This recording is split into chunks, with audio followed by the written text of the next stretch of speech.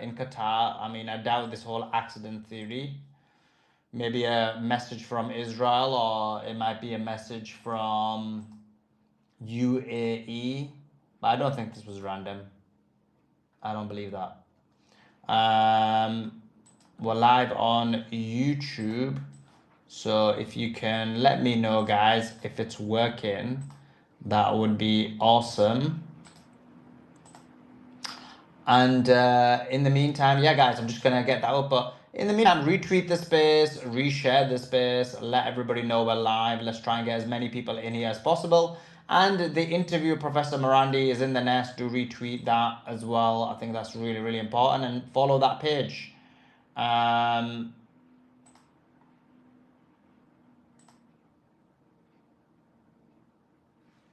Okay. Okay, sweet. Yeah, brilliant. People are saying it's working. Okay, and if anybody wants to come up and add to the conversation, guys, come up now. Like, add to the conversation. Like, what's happening is everyone comes the last 5 minutes, and then I'm like, okay, I'm going to the interview, and then it's like, okay, we want to have a discussion. Well, you can come up now and have the discussion. Retweet, reshare the space. Let everybody know we're live. Let's try and get as many people in here as possible. Let me just quickly take this light off. Lots to speak about and lots to get through. So if everyone can retweet the space, very, very important. We've got lots to talk about, lots to speak about. What was interesting was the whole the explosion, and obviously we want to talk about this meeting in Switzerland, because I don't know, like, we're getting a lot of mixed reporting about what happened with that, so we need to go through that and break it down. Give me 1 second.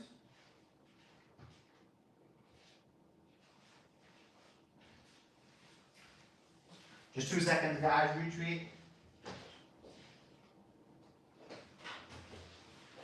Okay, I'm back. Sorted. Okay, let me go through the news for you guys as well, and then we'll get into the conversation.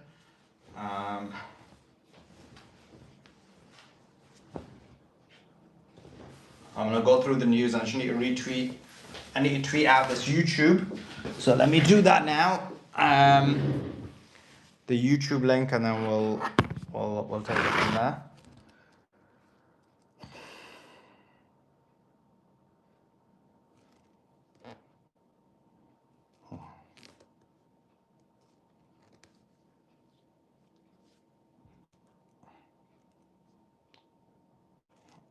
Okay, 1 second.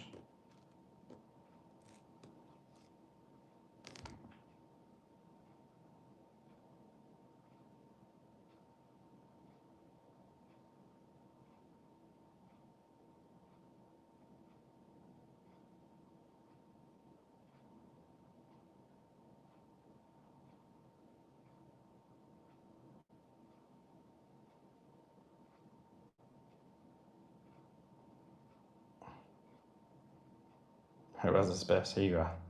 Okay, ready to go. Let me just pause this, and then we go live on YouTube. Okay, sorted. Okay, I posted that out. And put the water out, and then we'll take it from there. Okay. Let's go to X.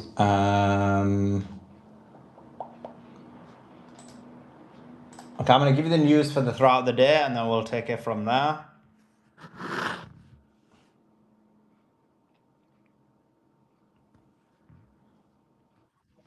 And yeah, if you got any questions, or if you're not questions, if you want to add anything to the conversation, then do request.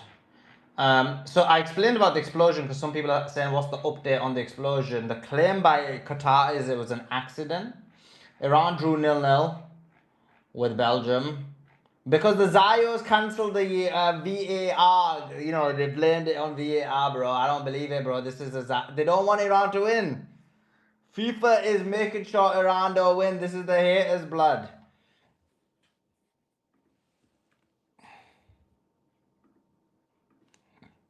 Okay. Trump earlier threatened to assassinate the Iranian delegation. He said, you close the strait and you won't have a country. You won't even make it back to your fucking country. Why they negotiate? Oh, that's me. Iran closed the Strait of Hormuz, and then I heard that they opened it again from Professor Marandi in the interview earlier with him. Netanyahu on Lebanon, we will remain in southern Lebanon as long as is necessary, but then later we heard that they're retreating from certain areas in Lebanon. Oh yeah, Saudi got smashed by Spain, which was golden. And Lamine Yamal scored his first World Cup goal as well. Trump was coming out with a lot of threats against the Iranian delegation. He basically said, where's the tweet about? Oh yeah, this is from earlier. Wait, I'm going right to the beginning. Yeah, I was thinking I missed. Where's all the news? Here it is. So JD Vance was in there as well. By the Keir Starmer is going to be resigning, apparently. Trump even confirmed that, so we'll expect that resignation tomorrow or Tuesday.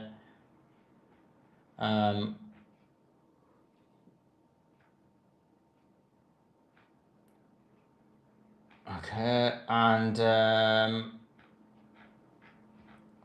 Trump said Iran must immediately stop their highly paid proxies in Lebanon from causing trouble. If they don't, we'll hit Iran very hard, just like we did last week, only harder. This comes after Lindsey Graham said he's had a 4-hour meeting with Trump. He said US may take over the Strait of Hormuz in the future if we have to, and collect toll. This is the US being the guardian angel of the Strait of Hormuz and the Middle East. This would involve the US taking 20% of the oil that passes through the Strait of Hormuz. Trump said to Iran, you close the Strait of Hormuz and you won't have a country, and you won't even make it back to your effing country. Trump said about Pezeshkian, he better watch his mouth, he better shut up, or we will take over the rest of the country. I guess he thinks these threats work because obviously they've got a deal, haven't they? So he said, I am disappointed Israel cannot put Hezbollah away. They can't do anything without knocking buildings down. I am close to giving this to Syria because he would do a more precise job. He said Hamas is not causing a lot of problems. The process needs to play out. Focus should be on Iran. Once the Iran thing is finished, many of the other things will fall into place. We may overtake the strait if we have to. Blow the crap out of them, essentially what he said. And then we heard that the Iranian delegation had left, according to Mehr News and Tasnim News, but Trita Parsi and Axios claim that no, they continue on to negotiate, as are a number of Western outlets. So just so you have both perspectives. If they are continue to negotiate, look, that is embarrassing. Like, that's having no integrity whatsoever. Like, you can't continue negotiating after you've been insulted in the manner that you have.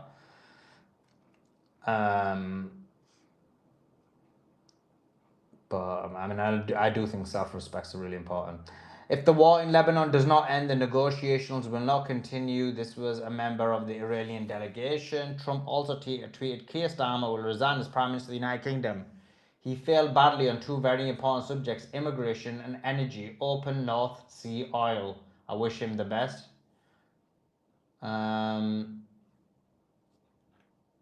The Andy Burnham, who is the likely person to replace him, said when he was going for the race in 2015, the first country I will visit if I'm elected is Israel.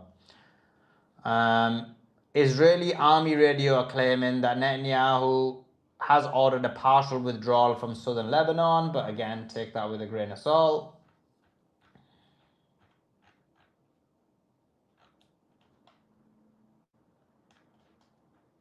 What else have we got? There's quite a lot of news coming out now as well, so let me just quickly give you the latest news and then we'll get into the conversation.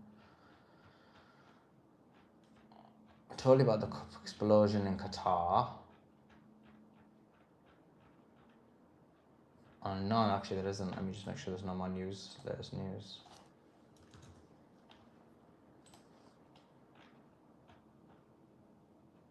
No, that's it. That's the latest news. Okay, let's get into the conversation with the panel. Mofit, hope you're doing well. How are you? Give us your thoughts. Very good. Big time shout out Suleiman to you and to the space. I hope everyone reposts the space.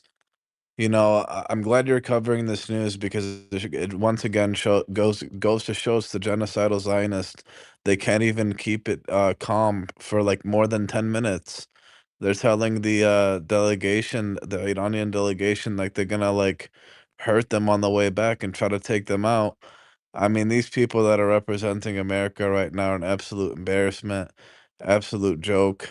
Um, it's a Ponzi scheme right now. They're stealing our tax dollars to justify these genocidal warfares. I think Iran has the right to request for Israel to leave Lebanon. That should be part of the deal as well as Gaza, I think, and Palestine in general. It should just be a general deal where this genocidal snake finally rests. But the problem is, it's not where it seems the genocidal entity wants to go at all. It doesn't want no peace, especially Satan Yahya his followers and his administration. They don't want to see that. Um, so I'm surprised at how patient Iran's been for sure. That's been I think a massive surprise in my opinion. They've been really patient. They've been still trying to talk this out even after the genociders, they bombed like 200 almost 200 schoolgirls, in Iran. Which is like if this were to happen then like America would be like almost like a 9/11 again, right? And in that regards, like we see like Zionist genocidal Mossad agent assets like Laura Loomer and others talking about, it might happen again over here in America. So but a lot of people are aware of that, it seems. So, but expect that to possibly happen too on the genocidal Israeli side. In order for them to garner support, they need more goyim to and more cannon fodder. And the goyim is the ammunition to the cannon fodder that they use to continuously uh this military industrial complex, this genocidal entity that just massacres people. Um they're trying to intertwine with the government over here. We're next. If this isn't stopped soon, in other news, like I've seen on your on Suleiman's page the footage of just moments after the major explosions at the gas plants in Qatar. I don't think things are just an accident. I think something's going on there. Either the market makers want to just keep pumping up gas and oil and something or it's a false flag. It could even be the genocidal entity trying to cause things to kind of pick back up and kind of mess things up even more. So who knows, but I'm glad you're covering it all. Shout out to Iran. They also won, 1-0 against Belgium, I think, right? I don't know if they won it though for sure, but big time shout out to them. And I'm just gonna keep tuned. So, then, man, what do you think? My question would be to you as well. What do you think are like the next steps here in the future? Like, is there gonna be a deal here with this genocidal entity, or are we gonna see like warfare pick up very soon? The more genocidal warfare pick up soon. I mean, I definitely think Israel is going to bomb Lebanon. That's going to happen for definite, but I'm not confident about what the response could be. To be honest, that's the like me when I'm confident, I'll say it. I'm not sure what Iran would do. Would they just close the strait? Would they respond? I think if they close the strait, if you saw my interview with Professor Morandi, I said they don't care about the strait, but then we had some technical issues. He's going to be back tomorrow, so I'm going to ask the same question again. Um, so I don't think the Israelis care if you. I don't think the Israelis care if you shoot the strait. That's my point. Like they're not bothered, right? Why That's do what they it care? seems like. Yeah, that's what it seems like. Cause like it just hurt. That's the thing. I agree. I don't think as of now the strait being closed has been doing anything. As you said, the markets are kind of going a little bit down, but at the same time, who knows? Why don't you think though? Like, why do you think that? In my opinion, why do you think like Iran's not gonna respond though? Um, I'm just looking at a lot of their actions, and I feel like they're really desperate for a deal themselves. Oh wow, okay, that's like changes the dynamics from what I remember last time. What changed since like the last year or so?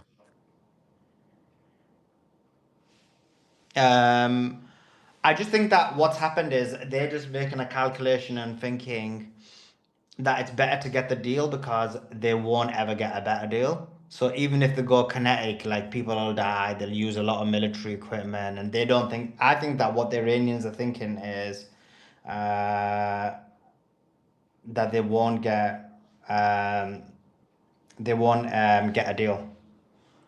I mean, so they won't get a better deal, and so I think that's the calculation they're making personally. But what do you think? Do you think the Iran does go? Like, what do you think? I think you could be right because a lot of people, I've been looking at the comments lately across all the platforms. A lot of people in the comments are kind of getting frustrated that they're not seeing a response.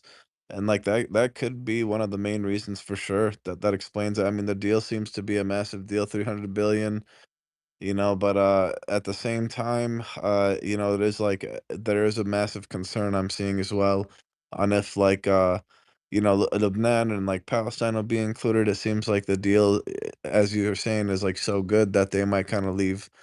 Like that's another concern out here I'm seeing is that they might leave the resistance in the trenches here. I don't think they're gonna leave the resistance in the trenches. This is where I kind of a little bit disagree. I know that's kind of become the prevalent opinion on our space and on the thing. This is why I wanted to interview with Barandi to go through the details, but unfortunately there was technical issues.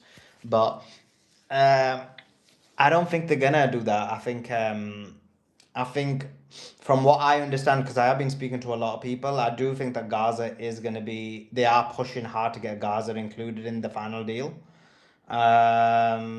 Whether that can be done, I don't know, because you can't look desperate in a deal as well. But from what I know and the people I'm speaking to, they are trying very hard to get Gaza into the deal. Um, in terms of the Lebanon, the resistance, I definitely don't think they're going to sacrifice them because Hezbollah are smashing it. But the thing is, are they willing to allow some parts of Lebanon to be hit to win, overall? I mean, I think that if Israel bombs Lebanon, I don't think they're going to move away from the pathway that they're doing. Do you get what I mean? Because when Israel bombs from the air, the resistance isn't getting hit. The resistance in Lebanon is absolutely demolishing Israel on the ground.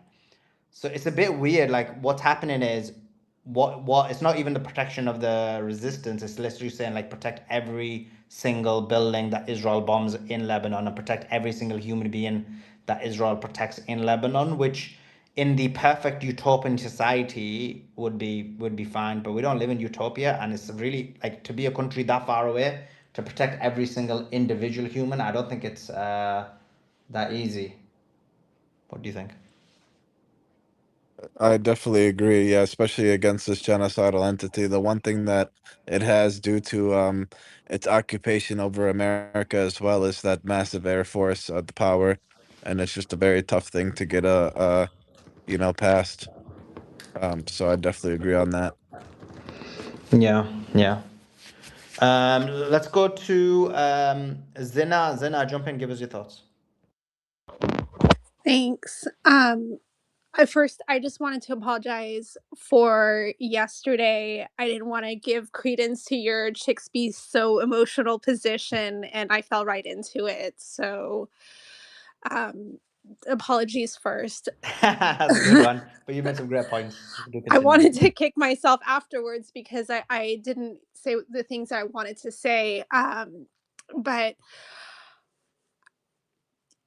I think that with all of this, the threats coming from Trump in his social media posts, and this is one of the things I didn't say yesterday, but it was very shortly after he started getting the pushback from his Zionist supporters, when the MOU started becoming more widely known and discussed, that he immediately had responded with that they're going to go to Iran maybe within 30 days. They're going to go get the nuclear dust, and if not, they might go back to bombing. And like this rhetoric has been ongoing, which was one of the reasons why it was so aggravating to see them pursue the talks in Switzerland in that backdrop. But I also wanted to. Did you say that you were going to have Trita Parsi on later? Yeah, I've got. Let me tell you when it is, just so you guys know some of the schedule. So we've got specifically in these relevant people they're talking about. Obviously, I've got more guests than this, but Trita we've got on Wednesday at 9 p.m. Eastern, and then we have Professor Morandi tomorrow at 12 Eastern in the afternoon. And do you know Ali Alizada?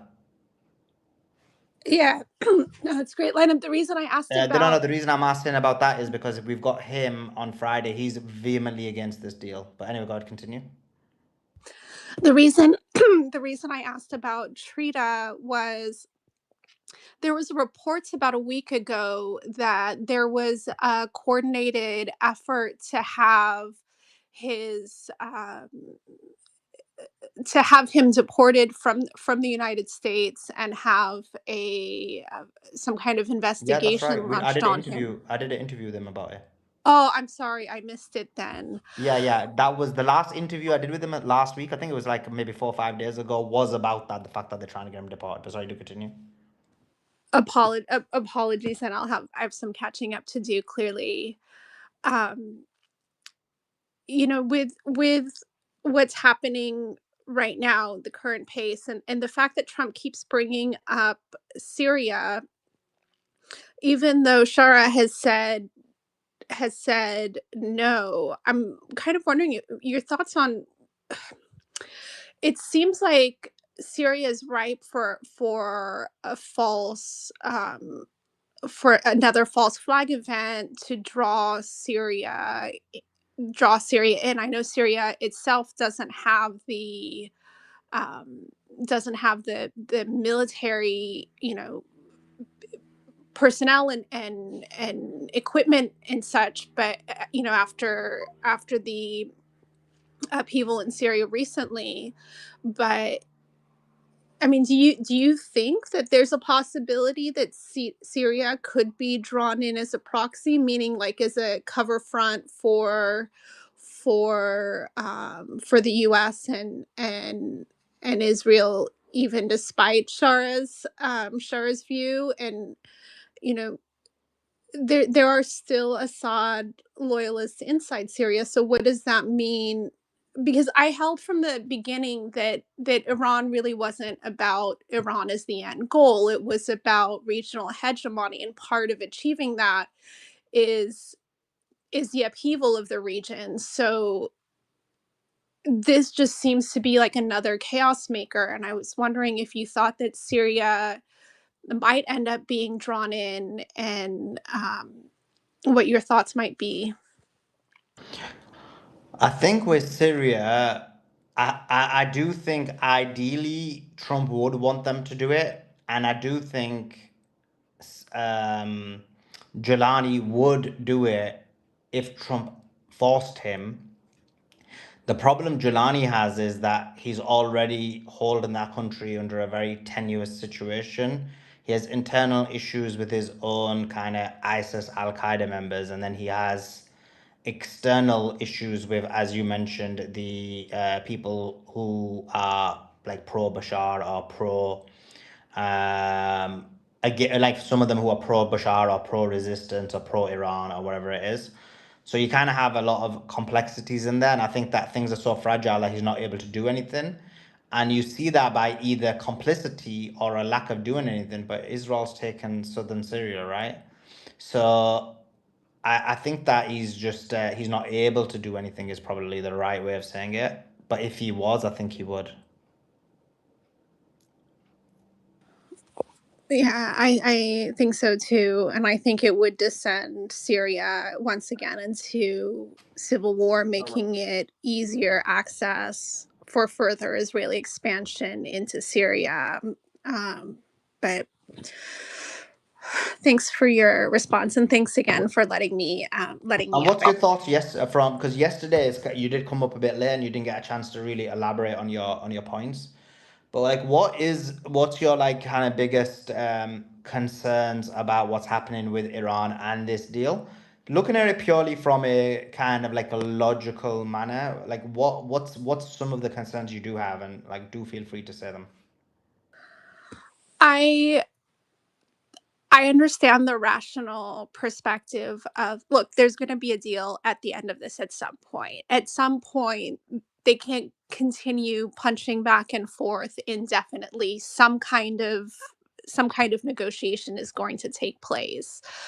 My concern is that, particularly with this meeting in Switzerland, as I mentioned, just a minute ago, is that it was happening on the backdrop of Trump putting these very um, bombastic and even threatening Truth Social and Twitter posts out before.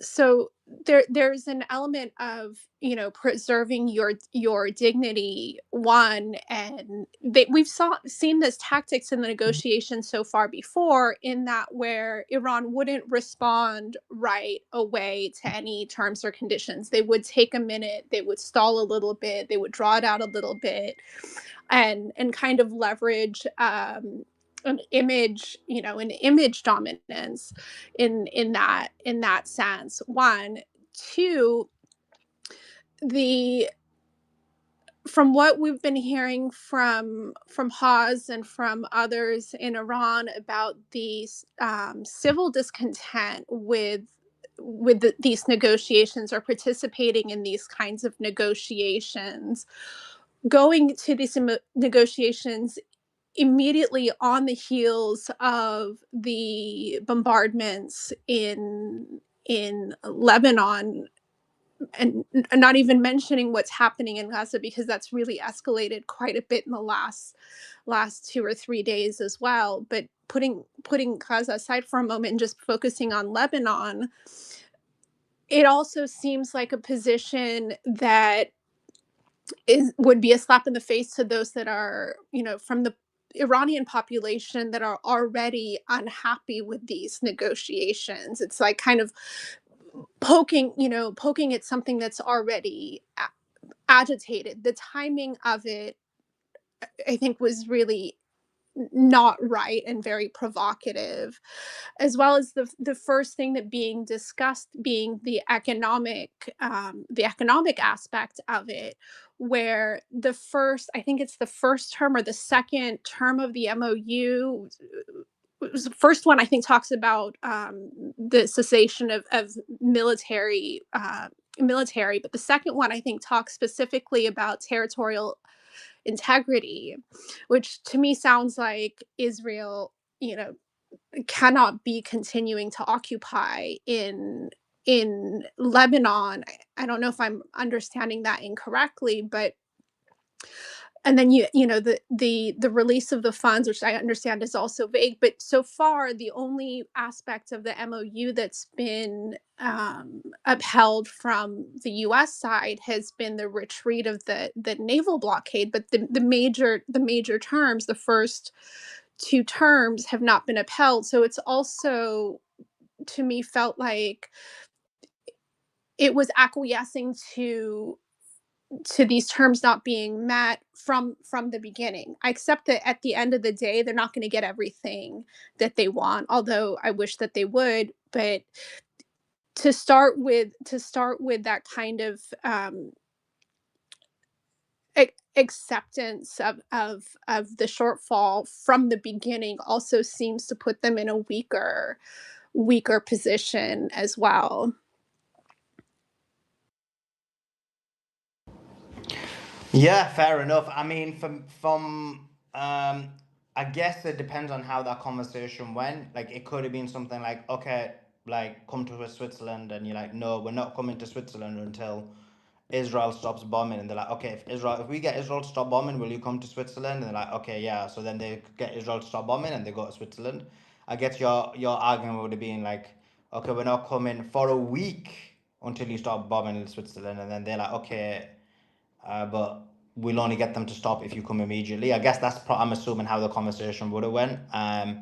So that was probably, I'm guessing, the best way to get them to, or getting the Israelis to stop bombing Lebanon, was to agree to go immediately. Would you have still refused, or would you have been like, okay, forget it, no deal?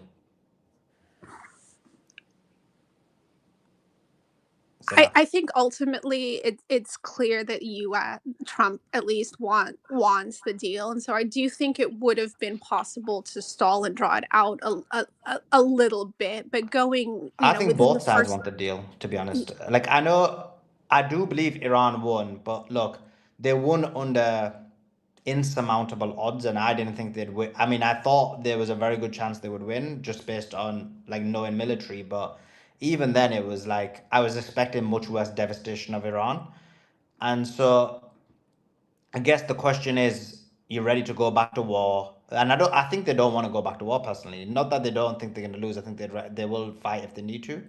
But I personally think that they are so averse to war, and this is why you saw on February the 27th them willing to give up a lot of things that didn't even include any of these. Lebanon didn't include Gaza, didn't include anything, was willing to give up all their uranium. They were willing to give up everything, right?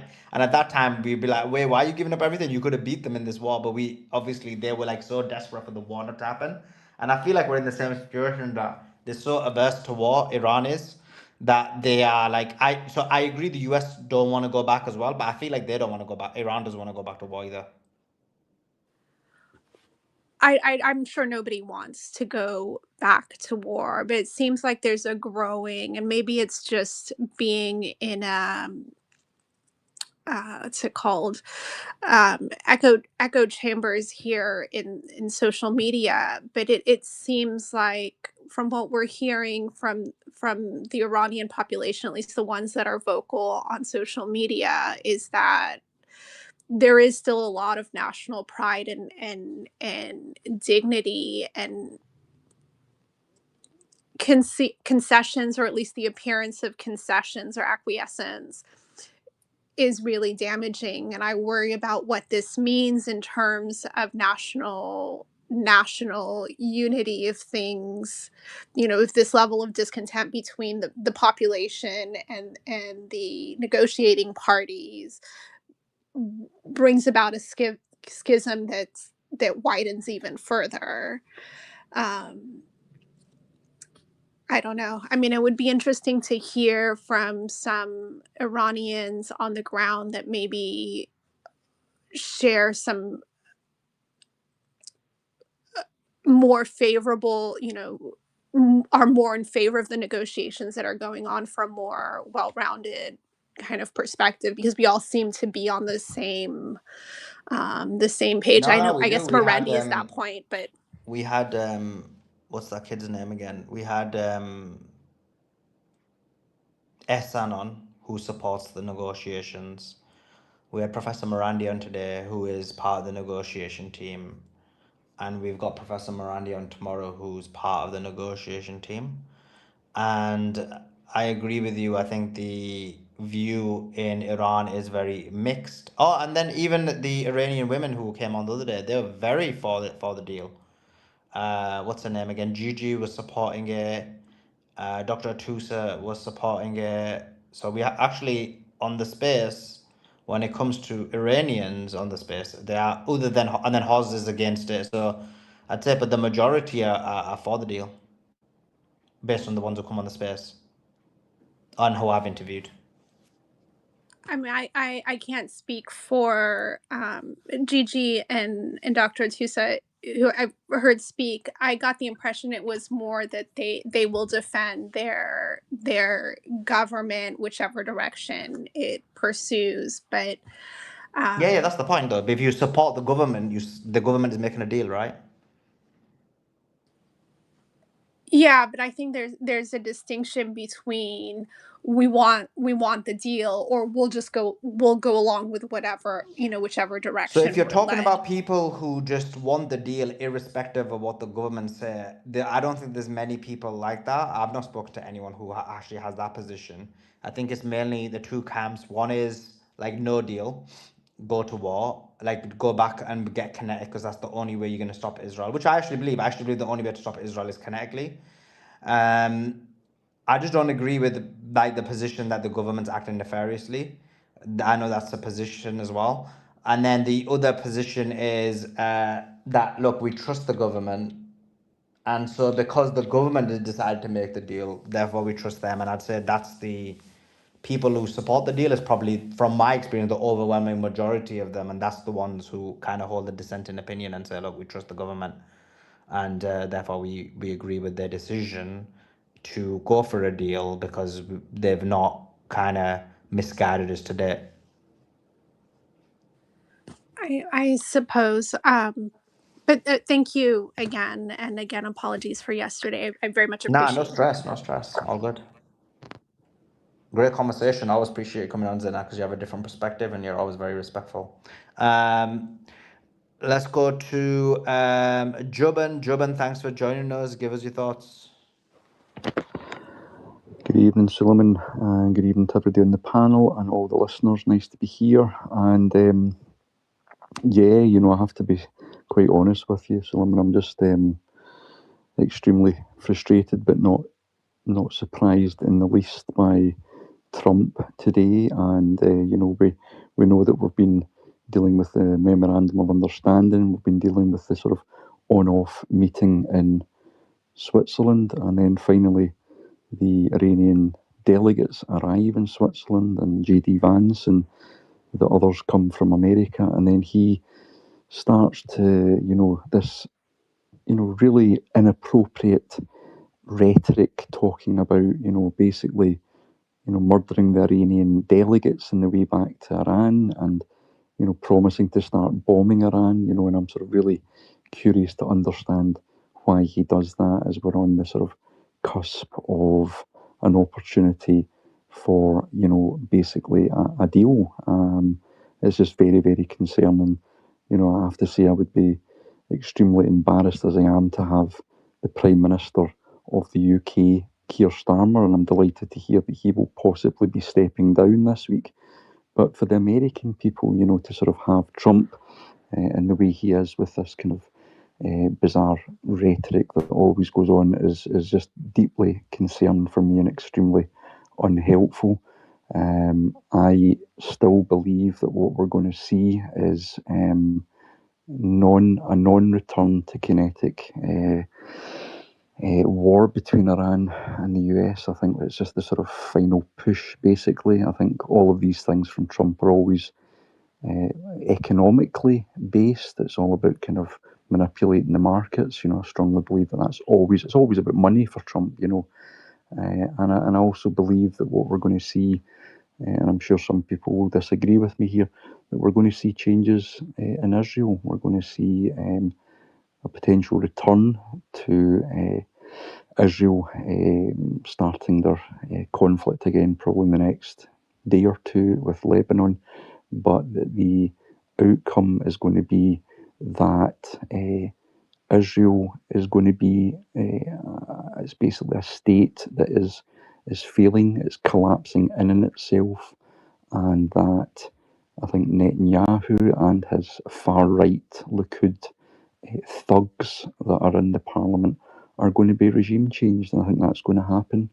And I think also the only way that Israel is going to stop doing what it does is not for Iran to come back, and much by the way that I would want that to be the case, that Iran come back and go back into to war against Israel, but in fact that it has to be, and that it only can be, that America pull back and stop the funding and stop giving Israel the support, and they kind of detach, separate, and divorce from Israel. And that's how hopefully things will play out in the coming months. So that's my thoughts on it. But today, you know, I have to say Trump has once again shown himself for what he is. And yeah, I think it's an embarrassment for the American people. So thank you, Solomon. Cheers.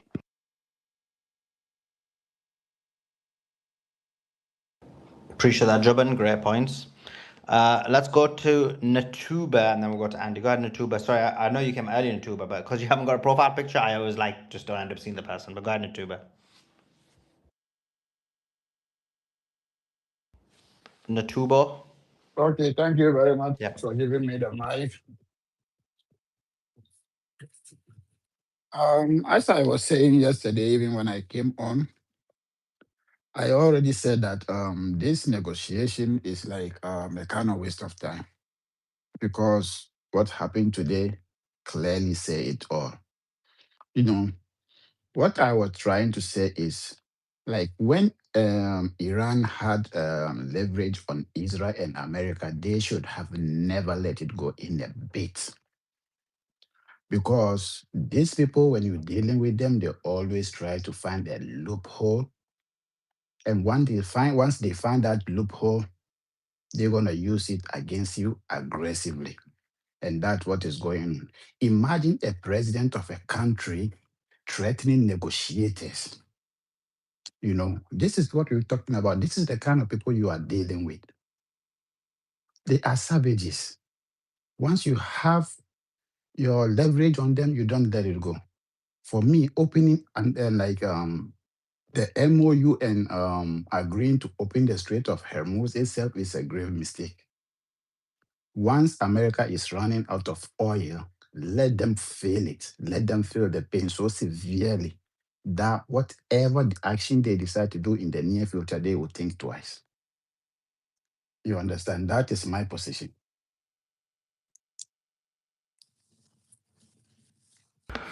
Yeah, I get what you're saying. I understand what you're saying in terms of this is the only way the Israelis learn, unfortunately. Let's go to Andy. Andy, thanks for joining us. Give us your thoughts. Yeah, I was gonna say this. I was gonna say something pretty similar. I felt like that there's more Americans need to wake up, and that Iran needs to hold their leverage with the Strait of Hormuz. Like, why are they negotiating with people that have never seriously negotiated? I mean, let's just go back through the history. I mean, 40 plus years of crippling sanctions, literally killing the negotiators before the 12-Day War, assassinating little girls before this war, and killing their supreme leader and a bunch of other leaders. And now with these negotiations, and then when they did the fake ceasefire in April, and then right after that, Israel murders hundreds of civilians in their most brutal attack on Lebanon during this war, and then this memorandum of understanding, and Israel's not leaving Lebanon. So yes, exactly, the strait needs to be closed till the point that I think enough Americans will wake up and be like, as I've been saying, why is gas $8 a gallon? Why, like, I can't afford anything? Like, yes, Americans are struggling economically a bit, but it's not as bad as it needs to be, to the point where people are like, oh, gas is a little higher, but it needs to be like very painful, I think, for enough Americans to wake up and really put pressure on the administration. So, like, that's what I've been saying from the beginning of the war. That's what I think Iran needs to really just put the boot on the neck economically. And if to just force Americans out onto the streets in the millions. Like, I think if gas is $8 a gallon, I think you'll see millions of Americans just out on the streets. You'll see it, like, I think it will just, you'll see just this mass awakening of just like people's like saying, like, end the genocide in Lebanon. We want, like, or at least like stop the war. We want our gas prices. Like, you'll see an organic anti-war movement rise out of economic pain. I've said the war needs to get bad enough for America militarily with casualties, which I hope not, because if that happens, then you're going to see a lot of innocent Iranians dying too, and I don't want to see a bunch of Americans dying. Or it needs to be economic to cause a protest. So yeah, Iran just needs to keep that strait closed and not give up its leverage. Well, Israel's literally slaughtering people in Lebanon every day. Like, and Trump can then choose between genocide or the American economy. And if he chooses genocide, then as tragic as that would be, so be it. Let more Americans see him for the monster he truly is. Thanks for that, Andy. Just want to welcome Hoz onto the stage. Hoz, hope you're doing well. Saw your image where you were watching the game in Bandar Abbas. How you doing? Yeah, I'm okay, mate. So I stayed in the hotel all day today because the boys were out in the Straits of Hormuz because I was there. I'm with a journalist group of like 4 or 5 Iranians, internal people. So I ended up staying at the hotel. Ended up going to Bandar Abbas and just sitting on the coastline, waiting for the boys to come back. And I really want to know what you think of this. What happened in Geneva? Do you think that they're going to leave Lebanon? Do you think the Israelis are leaving, Sully? No, I don't think so. I think they're gonna bomb Lebanon. I just feel like Israel's playing. I think US is just playing Iran. And to be honest, I felt like what happened today was kind of embarrassing for Iran. Like, Right. you have to have like one thing in like is that I think anyway self-respect's really important. Yep. And so like Trump literally posted now that he's gonna kill you. He's literally telling the negotiators, I'm gonna literally kill you. I threatened them and told them I'm gonna kill them. And he then threatened to bomb your country and to steal 20%. And then you put out that you're leaving, and then apparently they're still there negotiating. Like, that's just, I don't, personally, I mean, it is what it is. I understand some people willing to bend the knee, but I just think I don't think they should have done that personally. But overall, in terms of Lebanon, I think they made the right move personally. I haven't got no issue with that. They've managed to stop the bombing in Lebanon, right? So from a political perspective, they use the leverage to make sure that now for 2 days, was it 2 days? I feel like it's 2 days. There's been no bombing of Lebanon. And I think that what Trump is doing is doing more of this, more of the same. And But I he's do think not it's doing anything, is he, Sully, though? He's not attacking Iran physically. true, true, true. He's not. He's not. It's just the words. It's basically the words we're talking about, right? I mean, we're Uh, just used to him now, though, aren't we? You're used to it. I'm used to it. I think everyone's used to him just raving and ranting on his own behalf, and imaginary friends and enemies that he's got in a room with him. that's true. That's true. That's a good point. Like, what you guess your argument is that look, he says crazy stuff. You have to just ignore him, and you have to look at what's the actual, real, tangible situation, right? Exactly. That's Yeah, the whole point. I think. He's an 80-year-old narcissist who's just his mouth is just drivel. He comes up with whatever he wants to think. I mean, there's no like for instance, when Barack Obama said something, people listened because he's going to follow up with something. Bill Clinton said something, he's going to follow up with it. With Donald Trump, he's literally just a mouth with just runs off based on who was the last person he spoke to, and his ego is just all out of proportion. He's got no respect for anything or anyone, and I can't imagine that anyone takes him seriously. Because even when he says, "Give me the nuclear button," the generals say to him, "Get out. You should just get out of this room."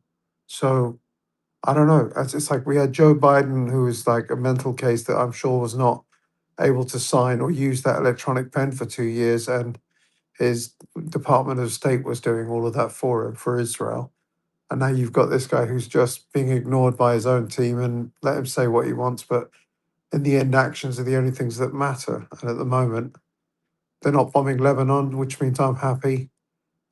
He can say whatever he likes about Iran, and there's nothing he can do to us that we can't give him back in double time and double the amount as well. So, and that's the warning that Iran has given America, which is like, if you hit us, we're going to hit you harder.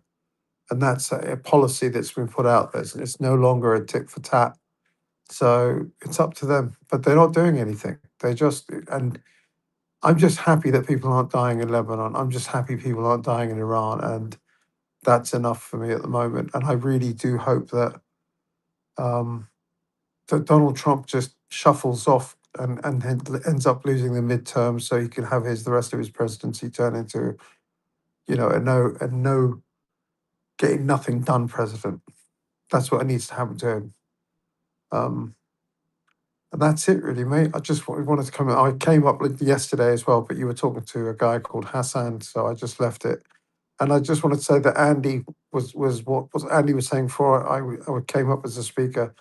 It's pretty much the same point I was making earlier on today. That I think, oil goes up, American people's awakening of what the situation is just going to go up and up, and that's the only thing. That's the only pain point that matters to a lot of people in America, because there's so many poor people in America, they just can't afford to have these bills just keep going up and up. And the price of gas is the main thing that destroys the inflation in that country. Everything is based on trucks carrying goods from one place to another. That goes up, inflation goes up, and that means everyone's money needs to go up, and they can't afford it. And it's just going to be a nightmare. And you said it, and I've said it before. The strategic reserves are about 3 or 4 weeks away from being, they're at 50% now. It's normally at 740. They're about 350, I think you said yesterday, Sully. Am I right? what's that? Sorry. the strategic reserves are just Yeah, under it's like half, aren't 340 something, I think. they? Okay, 340, I so think. that 340, that means they've got about 30% left that they can use up. You can't use all of it because because it's all these salt mines that they're in, and it will just, they won't have a place to actually put the reserves in ever again. So they're running out of time, Sully. They're running out, he is running out of time because he's just keeps pumping oil from that strategic reserve. And I said it to other people as well. 14th, 15th, 16th of July is D-Day for America, and that's it. You got 30% of your reserves left, and after that, prices will go up to 150 to 200, unless you come to peace and come to terms and don't do the things that Israel wants you to do. So, by the way, yeah, I think you made a great point, and I think we just had Chris Martinson on. He's an expert economist and energy guy, and he said the same thing, that they've got about 30 days left, roughly, and that's what Trump said. What's So I agree with you. I think that when you look at it from what's happened, I know sometimes we get a bit emotional, but they managed to stop these strikes on Lebanon within 24 hours. I know we wanted it with the click of a button, but things don't really work with a click of a button. But Mm. I guess so. That's that. And the point I wanted to get across to Professor Morandi, because I see him as the spokesperson, and maybe he's got the ear as well. I wanted to get across that, like, if you don't, like, if when Israel strikes next, when they strike next against Lebanon, if you don't have like a response ready for them that is going to be strong as a real deterrent, then they'll this won't, like, we'll be back to square one. So that's what I think, but that's the future. I think right now Iran's handled it well. They've made sure there's no bombing of Lebanon. They've made sure there's no attacks on Iran. I do think that they want a deal. So my only concern is that when they do attack Lebanon, maybe Iran's response may not be as strong, but that's a concern. We'll have to see if it actually happens. Can I? And and obviously, my other concerns about the $300 billion and the $25 billion. Yeah. Can I recommend someone that I think would be an amazing person for you to have a podcast with? Who? And his name is Ali Reza from I've Jadal got him. TV. He's coming on Friday at Okay, you're 5. he is the greatest mind on what Iranians actually want and everything else. I think you're going, and I wouldn't do him in half an hour. Give him as much time as he can give you, and he will explain everything. He's someone who's I look up to as a guru of Iranian politics, and he's someone who's had his Twitter Yeah, I account just booked shut. him, funny enough, literally an hour ago. So he's coming on Friday. He said he's traveling at the moment, so he's coming on Friday at 5 p.m. Eastern. So that's 10 p.m. UK, which is 1 a.m. your time. No, Okay, 12:30 your time. and did Professor Hassan get in touch with you? No, he hasn't. No. Right, I'm going to murder the person who said to me he's going to get in for you. Yeah, if you can sort that out, that'd be golden as well. It'll be done, mate. It'll be done. Appreciate it. I'll Yeah. get on to him tomorrow. Listen, the other Cross and thing I hug would on say, the Ali Zada. So hopefully we'll. yeah, he is. And if anyone's listening, you really want to be there for that interview. If you want to know what's going on in Iran, that guy is pretty much the brain box of the country. So much so that he has turned around and said that the government have got his account on Twitter cancelled. He's been talking against Zionists for 10 years, 11 years. But as soon as he started pointing some fingers at people in the government of Iran, somehow his Twitter account got banned because he was having a huge impact. So you're very lucky to have him talking to Sully, and I think that's going to be a fantastic interview for all of you. Sully, one other thing I want you to take into account as well is this, and it's something that he said. The splits in Iran are not as bad as people think. There are going to be people that disagree with things, but in the end, if the reformists are able to pull this off, then we're going to be going to a stable area. And I think that the cracks between Israel and America are so huge right now that even the guy that I think is a pedo is getting to the point of saying I can't help Netanyahu anymore, because if I do, I'm literally destroying my country. And there's only so much that you can hold like a gun like this over someone's head.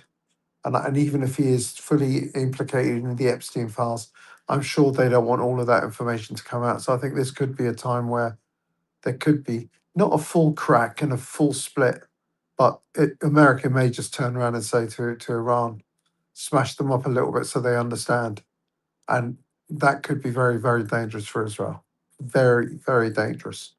And I don't know what you think of the internal politics of America at the moment.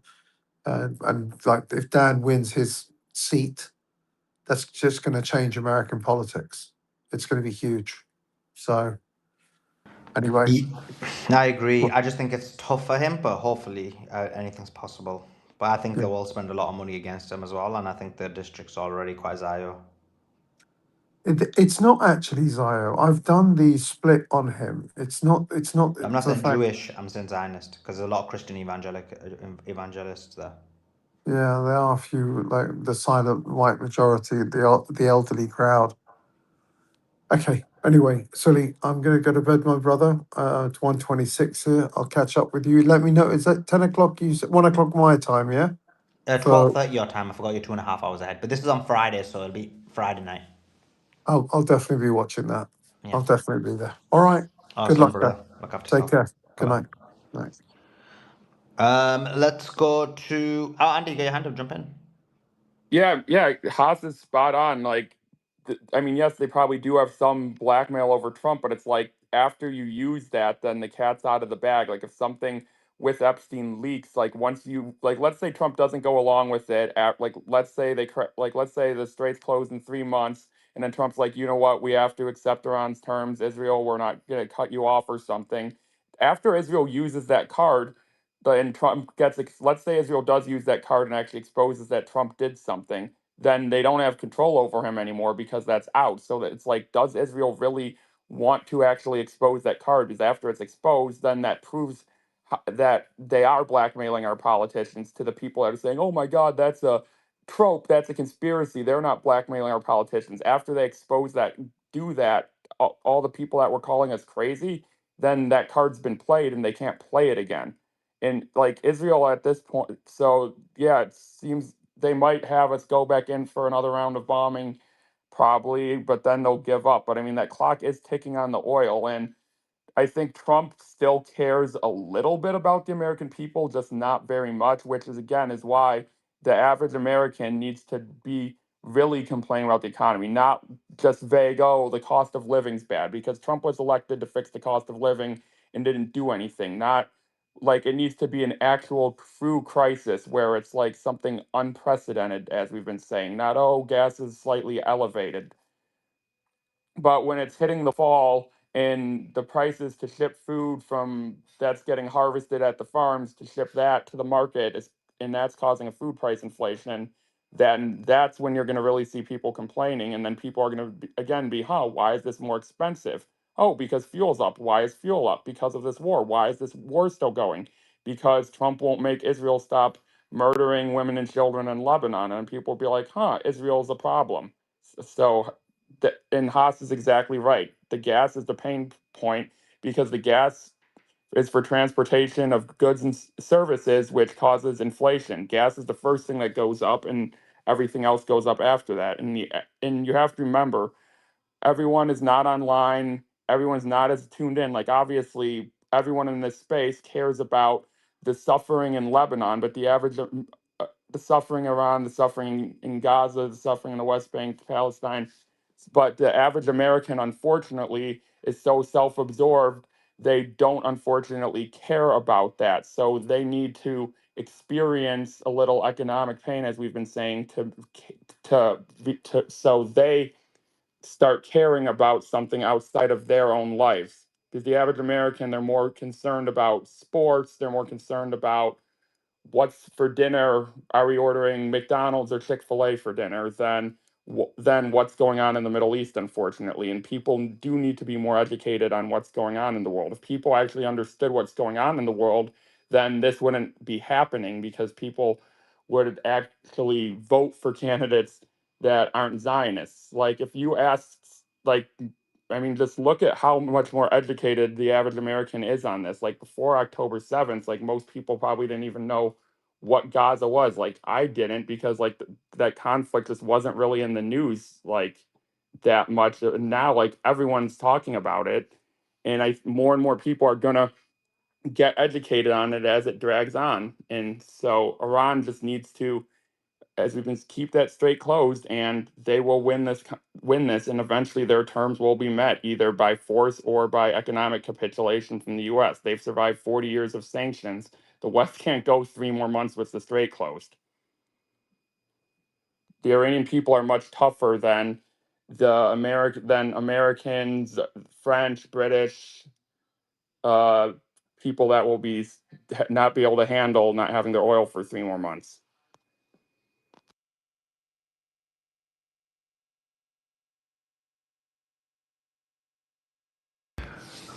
Yeah, we'll see. Mark, do you want to jump in? Or any thoughts you have? Thank you. I appreciate it, Suleiman, and really enjoy the space. And I'm newer to your community, so I really appreciate you allowing me to speak. Yeah, I guess I really have some questions. I'm trying to, as Andy alluded to, um, be more educated on the subject. So my question is for you, Suleiman, and maybe anyone else. But I guess my first question is, what is your interpretation of President Trump's and JD Vance's about faith? Seems like the um, the desire to get a deal done, kind of seemingly came out of nowhere, and some of the rhetoric and some of the language that's being used really just surfaced overnight. So I'm curious about what you think is the reason for that. That's my first question. Second question is surrounding the negotiating committee. Obviously, Witkoff and Kushner. Obviously, they are friends, or Kushner is a family friend of Netanyahu, personal acquaintance, and seems like an arranged kind of deal. So it would seem like he would be very, very insistent that Israeli requests are being adhered to, and or things of that nature.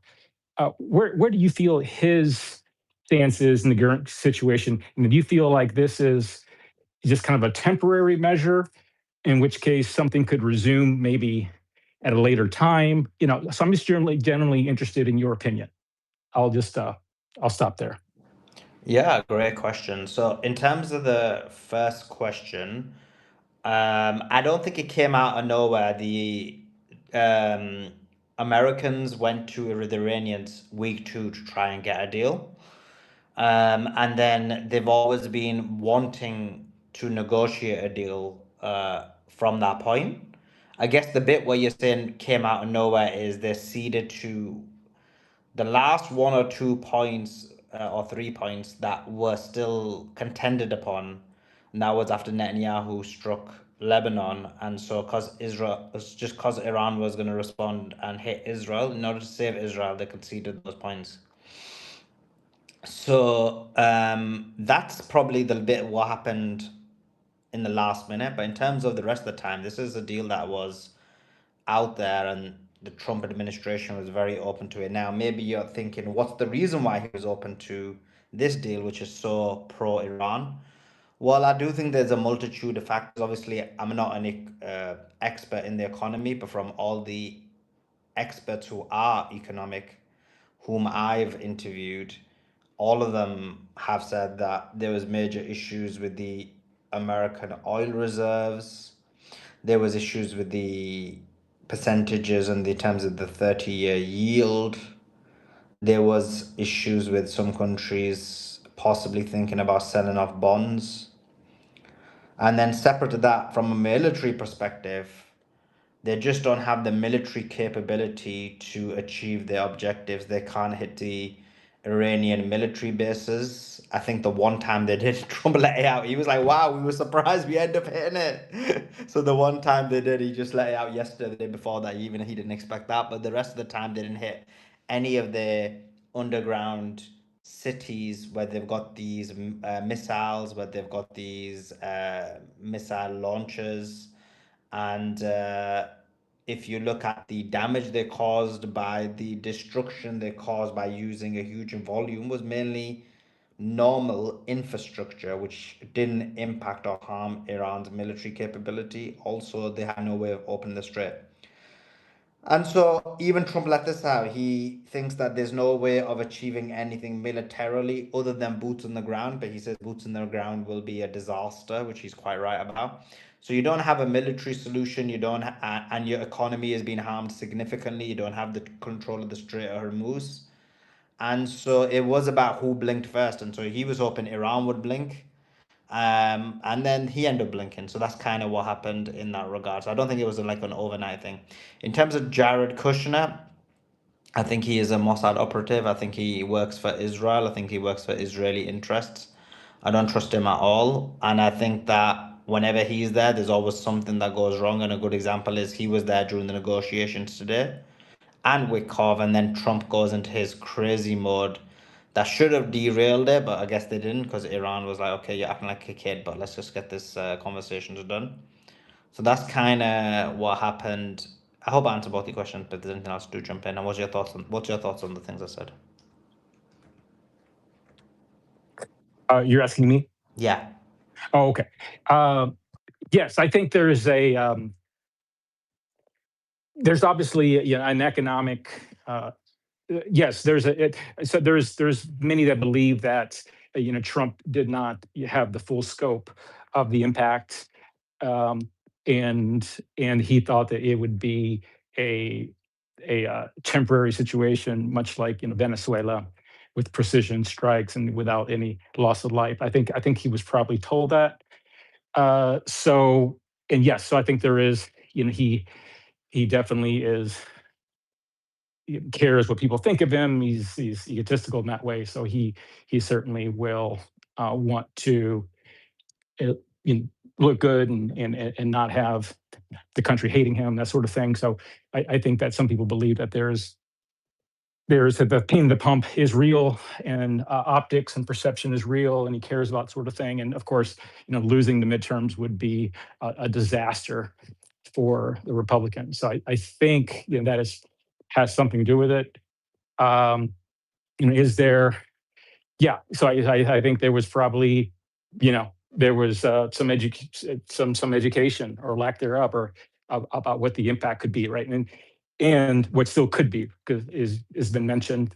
We're in the world, not just the United States, but um, the world it will be impacted if oil goes 180 plus 200, not just the United States.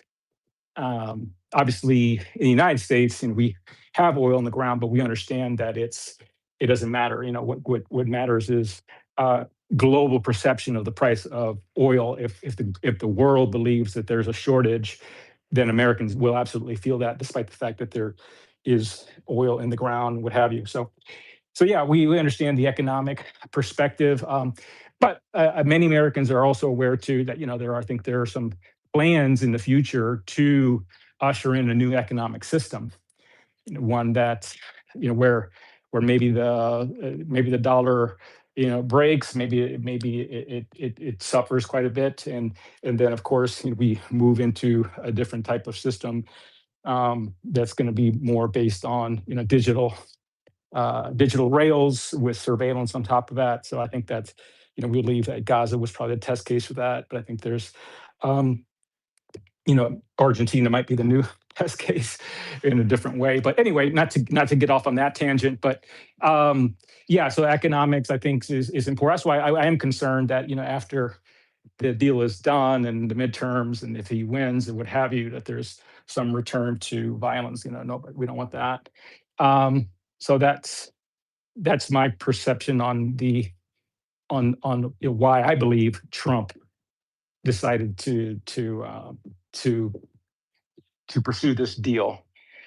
And yeah, and I think that there's a lot of deals to be had, right? He's a deal maker, art of the deal, and obviously he's enriched himself quite impressively, which I don't think anyone saw coming, right? It's pretty interesting how that's happened, and the whole Board of Peace is very interesting. So there's obviously a lot of economic. I do believe that there is economic opportunity for the region, the Gulf region. I think obviously these other players see that as well, and to see that Iran is going to perhaps not have sanctions the first time in 40 years. Unbelievable, right? That's crazy. That is that's great. That's a big win. Despite I understand there's a lot of horrible loss of life and a lot of inhumane things that are happening. But I'm happy about the fact that that country can try to um, be normal, be a normal functioning society, right, and take care of its citizens, right? It's got 90 million people, right? It's a lot of people. So anyway, I think that I think peace in the region would benefit all.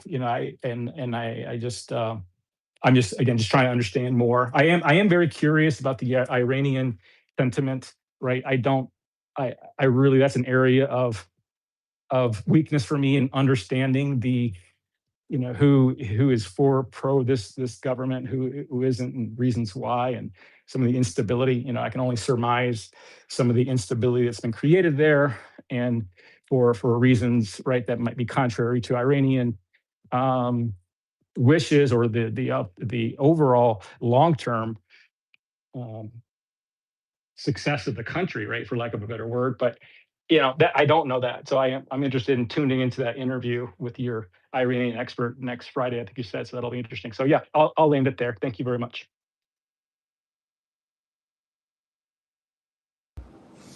Thanks for that. Great points, Mark. Let's go to Prashant. Prashant, thanks for joining us. Give us your thoughts. Yeah, thanks, Suleiman. I haven't kept up with it too much today, so I can't say too much about the current events. I see explosions in Qatar. So the little bit that I heard, it just seems like Iran is backing up their word to me. I mean, like I said, I don't have the details, but they're just not going to put up with any more evil from Israel. And I hope they're not going to put up any more evil from Trump in the U.S.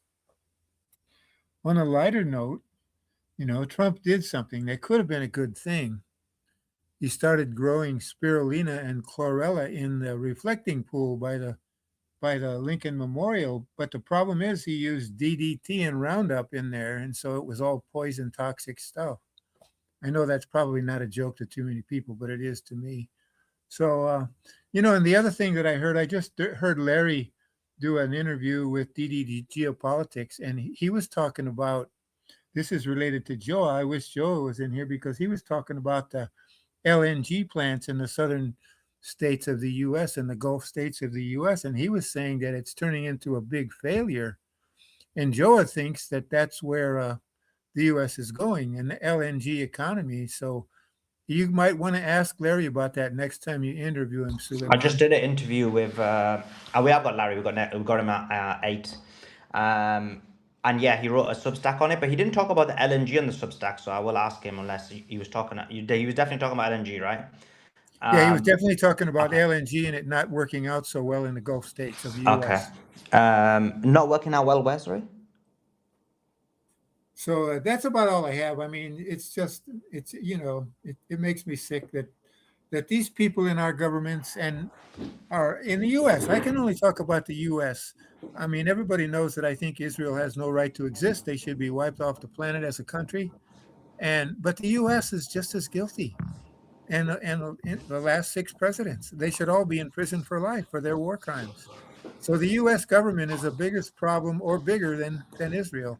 We all know Israel's a major problem on the planet, but the U.S. government is as bad or worse. Those are my thoughts for a nice Sunday.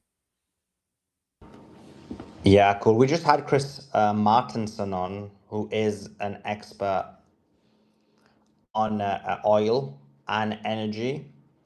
And yeah, he did debunk that position quite a bit, in terms of that they're going to benefit from an energy perspective.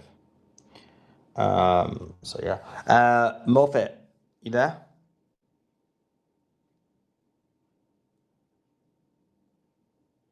No. Okay, Andy.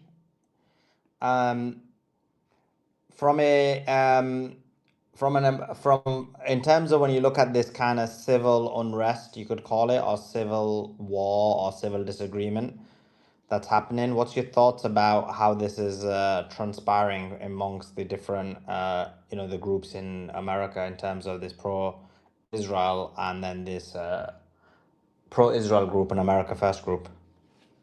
I mean, the pro-Israel group, they are obviously the ones with the power, but they're starting to. I think the average American's starting to wake up more and more and to see how crazy they are. Like when you have Laura Loomer in the middle of the night talking about people with these people that claim to have religious morals, they but then they come off as crazy. I get why people are atheists. It's like you're talking about people who are religiously crazy. Like I think that was a shot at like Tucker, Candace, and Nick. It's like you're talking about people in religious superiority. What about the Zionists and their crazy religious superiority? Whether that be a Christian Zionist, a Jewish Zionist, or a Muslim Zionist, or the Hindu Zionist for that matter. Like Zionists come in all religions. That's the religious superiority. Obviously, we need to be concerned about, but it's just like the tone deafness of these statements coming out of them. So it's like they still seem to be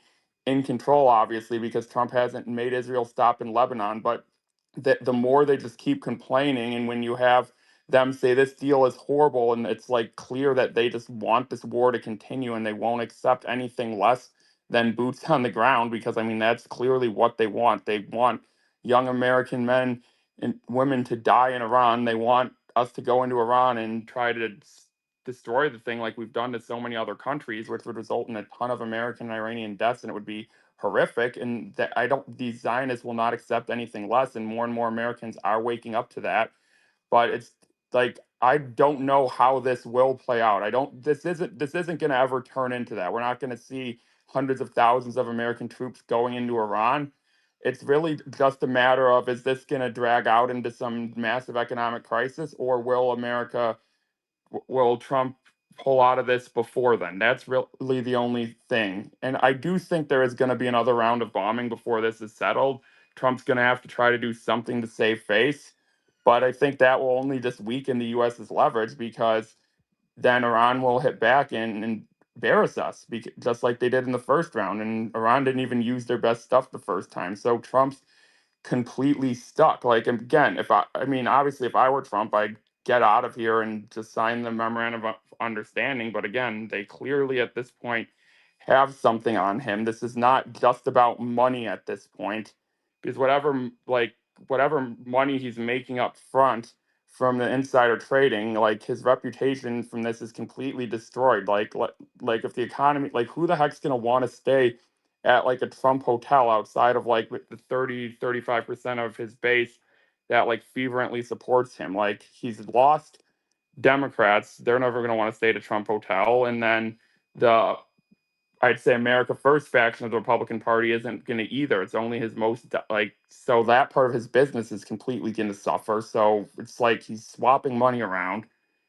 And it's like the man is also 80 years old and is in mental decline. So it's like this almost seems to be like, is Trump even the one fully in charge here? Or this is more Jared Kushner, I think, to be honest. He's the one really, I think, pulling the strings here more so than Trump at this point. Like, especially considering he's the one that gets sent to the negotiations when he's not even technically really a government official. Like, Benjamin Netanyahu stayed at his house when he's growing up. Like, people jokingly call Jared Kushner the new Epstein, but in a way, I think that's kind of true.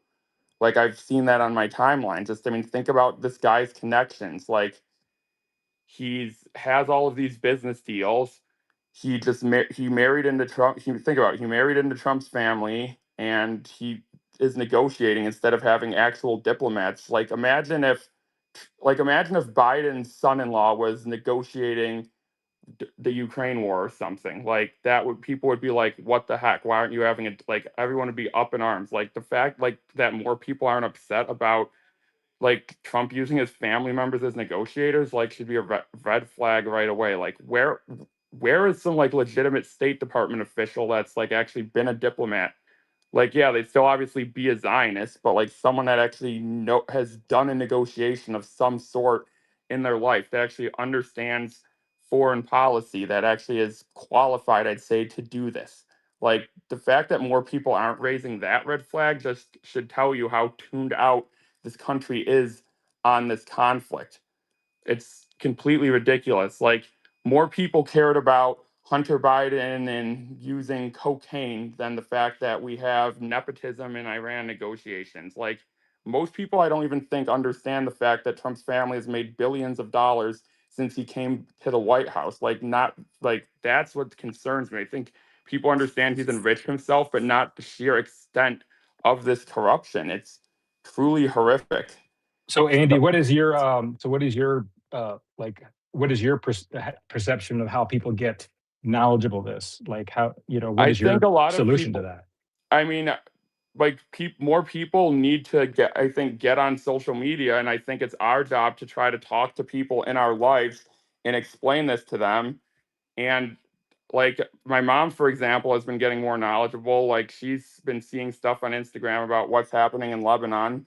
So and she actually saw something on Instagram about the military merger herself, not something I sent her. And like I tried explaining it to her, and she's like, "Are you sure this is actually happening?" But then she saw it herself in her Instagram feed, and she's like, "Holy crap, you were right." So like people are seeing this stuff in their social media feeds. So it's like you just got to kind of plant the seeds in their heads, and then if they're on social media, eventually they'll see it. Like I think with older people it might be harder because not everyone is like like my grandma, for example, has been a lot, like I haven't been able to really reach her on this issue. But I mean, because if you're not using social media, I feel like it's harder because you're not seeing all of this footage of Gaza day in, day out, where you've like realized like how much of a monster these people are, these Zionists are. But yeah, you got to talk to people in your life, just plant those seeds and be like, hey, we're merging our army with Israel. This isn't right. Why are we selling our sovereignty away to another country? Like, just plant seeds. Say like, hey, there's a genocide going in Lebanon. Just talk to people in your life. I think is a good way. Like, whether parents, siblings, cousins, friends. Like, you don't necessarily have to talk to some random stranger on the street because I mean, obviously that could be contentious. I mean, if you want to, by all means. But I think word of mouth is a good idea because I mean, I'd consider like people that are in spaces discussing these topics, I consider like us and other spaces like we're the most enlightened of the most enlightened because we've been talking about this for like what 114 days, and obviously before like Solomon's been doing this for years. Like people aren't going to get this information from Fox News, CNN, MSNBC. If you listen to Fox News, you would have heard we won the war on day one and there's complete air superiority over Iran. So it's word of mouth. Yeah, the boomers aren't budging. they're That's like that's Prashant's job. He can reach his boomer friends. I have faith in him. yeah, no, I think well, I think I think the world, right, needs to be turned on to kind of what's next for everyone, right? I mean, I think we're going to expand to um, China's social credit system. I think is coming to a town, city near you, right? The infrastructure is already being built for that. So yeah, I think the name of the game for the world, right? Certainly in the United States here is get to know people, right? Start to get to know your neighbors and start to form relationships and start to calmly discuss these things and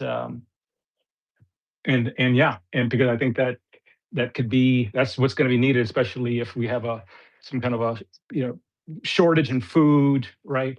I'd love to see local areas, pulling together, resources, um, farming, um, cattle, what have you, this, that, and the other. And I think just you can expand that to the global basis, right? I think you need to take care of yourself, right? And I understand that there's some countries that are, so far from being normal, it's not even funny, right? So I'm not immune to that, and the fact that there's a lot of suffering going on in the world. So anyway, good tough. Well, I mean, there's no such thing as a like normal country. Like, there's nothing normal about America where you have a government that's funding genocide, handing Israel all the weapons it needs to murder women and children. So, I mean, you could talk about normal by like most people have enough to eat, for example, versus another country you could say is, oh, like there's not really such thing as a normal, like what, there's nothing normal about America. Our country, our government is completely morally bankrupt. So if you want to be normal, like, yeah, the Americans are pretty much more well off than almost every country on earth. So if by well off, we're normal in that regard. But in terms of our government, we're as unnormal and morally bankrupt as it gets.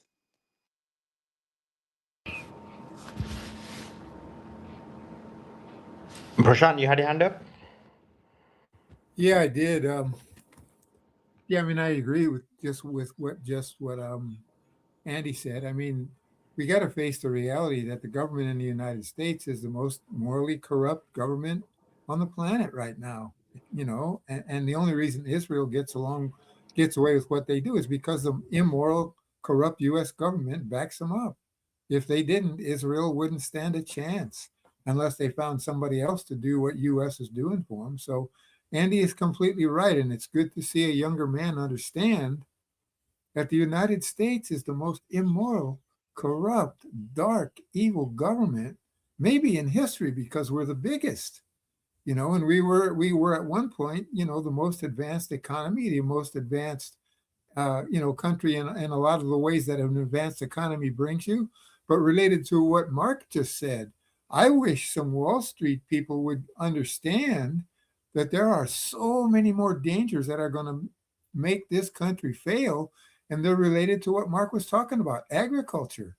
Our agriculture is death agriculture. We will disappear just from that if it's not changed. The same for our medical system. It's a sick care system where drugs do more harm than good, vaccines do more harm than good.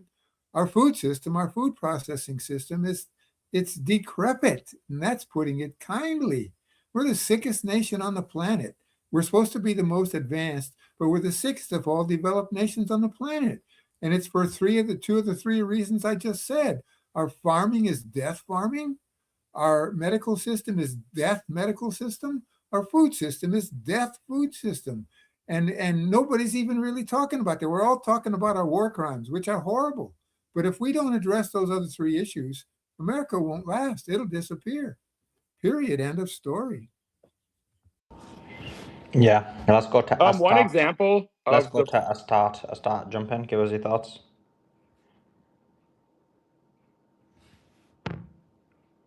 Astat, do you want to add anything? Came up on the panel. If not, I'll draw a movie from the space. Okay, Andy, you're going to jump in? Yeah, an example of how sick our food is, like Norway for the World Cup, they flew in like 4,000 pounds of their own personal house food and personal chefs because they literally didn't trust America's food and like just all of the like chemicals and poison in it because our food is literally poison that they literally cannot trust that our food is safe for consumption for these prime athletes. That it tells you all you need to know that a European soccer team says, hey, we can't eat the American Goyslop. It's like, yeah, it's true. It's sickening. This all of Europe, they have different rules in Europe where like all these European countries have chemicals that are banned that are allowed in America's food. And like Robert F. Kennedy, of course, hasn't delivered nearly what he promised. And they're like, oh, obesity rates are slightly down. Yeah, obesity rates are slightly down, not because people are healthier, but because people think, oh, let's just take Ozempic, but they're not changing people aren't changing their habits and eating healthier. You can't just inject some medicine and be like, oh, I'm healthy. That's not how stuff works. The fact that people are eating like crap and then think you can just inject something and you're healthy. No, that's not how life works. You can't cheat God. You can't cheat genetics with some shot. That's completely absurd. Yeah. And Yeah. we're Again, you need completely to sick. get to know your local farmer. You know, I got a quarter cow once from it was pasture or grass fed beef, that sort of thing. So yeah, and I realized that particular industry is under attack too. And for sure, and I did find I'm going to try if I can dig up the interview, but it was a area in Italy that had stood up to the government, stood up to the powers that be, and they created a local supply chain for food. So I'm gonna see if I can find that interview, but it was very, very interesting. Interesting concept. Again, you get enough people together and to voice their concerns, and you never know what can happen. So anyway. Thanks for that. Prashant, jump in. Oh wait, some more news, guys. It is still being stated by Tasneem News that the negotiations in Switzerland have indeed collapsed, but obviously we'll continue to give you the news as and when we receive it. Go ahead, Prashant. Yeah, I mean, this is not necessarily the topic of the space, but it's what we've been talking about the last 10 minutes. I mean, there's another issue, the gay transsexual issue, or all the sex confusion.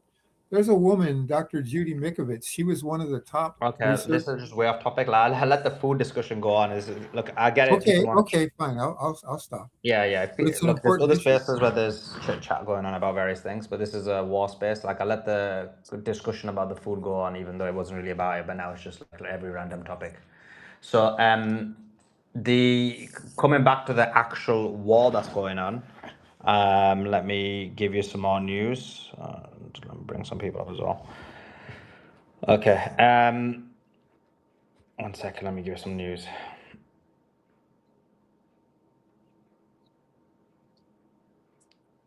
Okay. So this is what's this?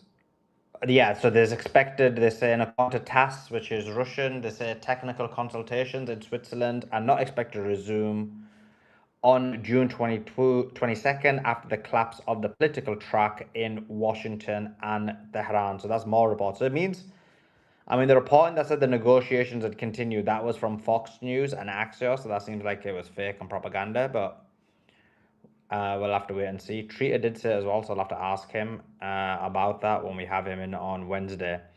I don't know. Thanks for joining us. Hope you're doing well. What's your thoughts on the war? This is just right in line, though. Remember, the other day I was saying I wonder if this is just the good cop, bad cop stuff. Like, it feels like we're like in a 12 by 12 room, you know what I mean? 12-foot by 12-foot room, and we've got an elephant sitting in there, and we're shouting around the elephant pretending it's not there. Like, that's how it feels while Trump is just trying to act like this is not about Israel. It has nothing to do with Iran. Iran has already come to the table. They've been willing to talk peace. They've been, they won the upper hand with their persistence and their resilience and their military force. And they said, nope, we're here to stay. America realized that. And they've got the world by the short and curlies with the strait being closed. So it's time to talk about how are we going to make the world not go into a global depression. And Israel's like, no, we just can't do that. No, genocide is always on the menu. And we're not going to stop doing that. And instead of Trump talking to Netanyahu that aggressively, he's like, well, you just can't drop a whole apartment building for one bad guy. Like, who even said there was a bad guy in there? That bad guy's not in there. Those are just kids, women, and, innocent civilians. And he knows that, and the world knows that, and the world sees that. So, like, I don't understand how come Iran just can't say, look, we will stop wars on all fronts except with Israel. They don't want to be a part of the negotiation. They don't want to stop their war. So we're not going to stop our defensive strikes against them because we're defending our people. That we're defending our allies. We're defending our people. We're defending, our cause. So we will stop with it. We'll do the whole thing. We could do all of this other stuff, and we can participate in the world and do all this. But Israel continues on in Lebanon. We're going to strike them, and that's just going to be it. Like, I don't know why that can't happen. Why can't that be a thing? Like, is that a thing? Does anybody else think that should be a thing? I think that should be a thing. And the rest of the world will just see that Iran is for peace. They'll stop, up in the Gulf regions and stuff, and Israel will just continue to get smashed because they won't stop committing genocide. That's my thoughts about that. Yeah, I mean, it should be a thing, but it's not a thing, is I think, the real situation there, because unfortunately, I do think that Israel controls America, and I do think that this split that they're relaying is a charade. I don't think it's real. But let's see. I could be wrong, but this is what I think. I think there's not the separation of the two that is being claimed in the public. Go ahead. Yeah, of You gonna course. talk? Yeah, of course it's not. It's sad. It needs to be a thing. Yeah. Hassan, thanks for joining us. Hope you're doing well. Give us your thoughts. Hi, Simon. How are you? Yeah, great. How you doing? Yeah, my thoughts are that nothing's changed really from day one in terms of the objective. The objective is to destroy Iran as a nation, to fragment it, to incapacitate it, and to keep going and finding every way possible to do it. They may take a break, they may take a pause, they may try and do some negotiations to delay things, to find an alternative way, but at no point are they going to give up on that objective. And that's what people have to realize. There's no way that America or the colony are going to give up on the objective of destroying Iran. And the more it becomes powerful, the more it becomes able to defend itself and assert its authority, the more that objective becomes severe, like kind of enhanced. So any thoughts that we're going to end up with peace and a deal and things will be okay and we'll go back to normal, I think that's just dreamland. It's not reality. So we're going to have these periods of where it appears like things are going okay, and then you're going to go back to more escalation. Obviously, at the moment, they don't have the ability to launch. It doesn't seem like war is on the agenda because it's just not practical. Well, the minute it becomes practical again, they'll do it again. So if it might not become for a while, it might never become again, but they're going to keep trying to find ways. So that's who you're dealing with. So whenever Trump speaks, whenever Netanyahu speaks, whenever anyone on that side speaks, you have to bear in mind that reality that exists.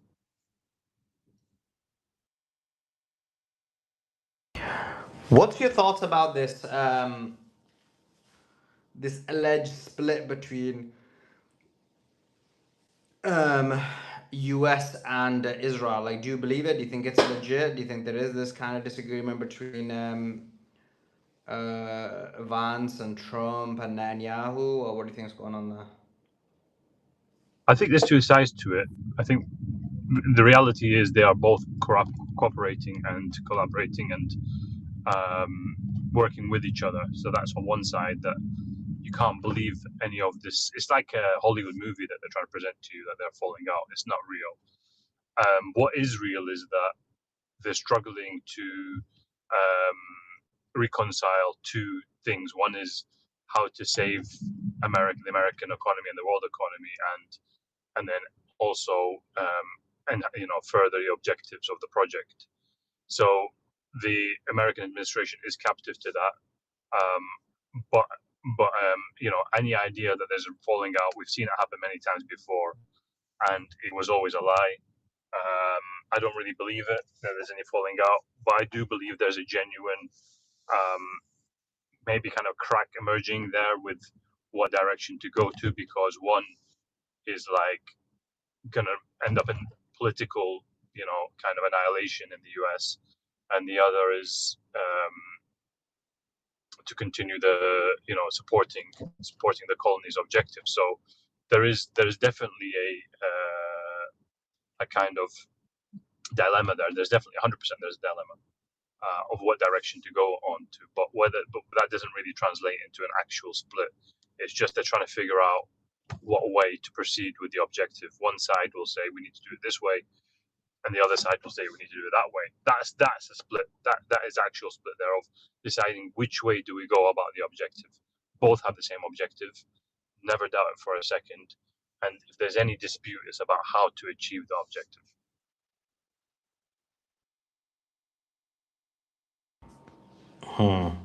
And what's your thoughts about everything that's been happening? You know about the kind of disagreement about what's going on between the reformists and the IRGC. What's your thoughts on that? Where do you land? I think I touched upon it yesterday. I think there is look. So far, I'm not so concerned because, like I said, the ultimate authority is there in the hands of the IRGC and in the religious council. They have the ultimate authority, and also the liberals are somewhat weakened after this war. Doesn't mean they're not causing problems, but I don't think there's a major issue there right now, as much as maybe some people want us to believe. But there is definitely a dispute here. One side is continue to insist on working with the West or finding a way to compromise with the West, and like I said before, it is kind of it's not really totally logical. The idea that you can try to create a fracture between the two sides in America and to continue to try to cause that fracture is actually a logical one. It's not that they are necessarily insisting that we have to become best friends with the West, but they want to find a way to break America away from the colony and its objectives, and to fight for its interests. The problem is that that side doesn't realize the extent which the lobby controls America, controls global powers, and seems to somehow think that the biggest problem we have is just the existence of Israel, of this Israeli entity, this cancerous entity, and that once that is gone, that that's the only problem we've got. They don't realize that this is a global issue. That's, I think, the main difference between the two sides. One thinks that one's starting to realize that this is a global issue, a global war. The other thinks that once we weaken the entity, we can somehow find a way through. I think that's my understanding of the difference. Do you think China's possibly pushing Iran too hard to get an agreement and get into like making a deal and stuff? I think not just China. I think there's many actors putting pressure on Iran. And at the end of the day, Iran wants good relations, so it's not free from external actors. It wants to maintain relations with some of its neighbors. It wants to be, it doesn't want Pakistan, for example, to suffer too much. It doesn't want to cause too much suffering to its allies. And so that definitely factors. It can't not factor in their decisions and their strategy. So I would imagine definitely it factors in. But when it comes to the existential threat, that's where we see that overrides everything else. And I think that Khamenei's instruction to them that, listen, you guys have to put the interest of Iran above everything else, I think that will, in terms of negotiations, not in terms of generally, but with regards to the negotiations, there can be no negotiation on the interests of the Islamic Republic. Then I think I don't think it's a major problem right now.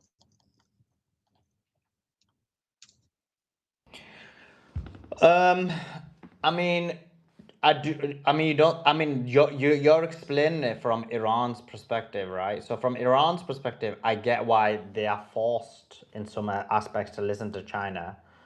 But I'm saying, do you think it's a good thing that China is influencing them so much to take deals or to cede to political pressure too quickly? Remember, China is China. They're going to put their own interests above Iran. They have dealings with America. They have dealings with the Gulf state. They have dealings with Israel, and they have dealings with Iran. And so for them, if it means Iran bending and maybe giving up some key things, they won't mind it, right? So what's your thoughts on that?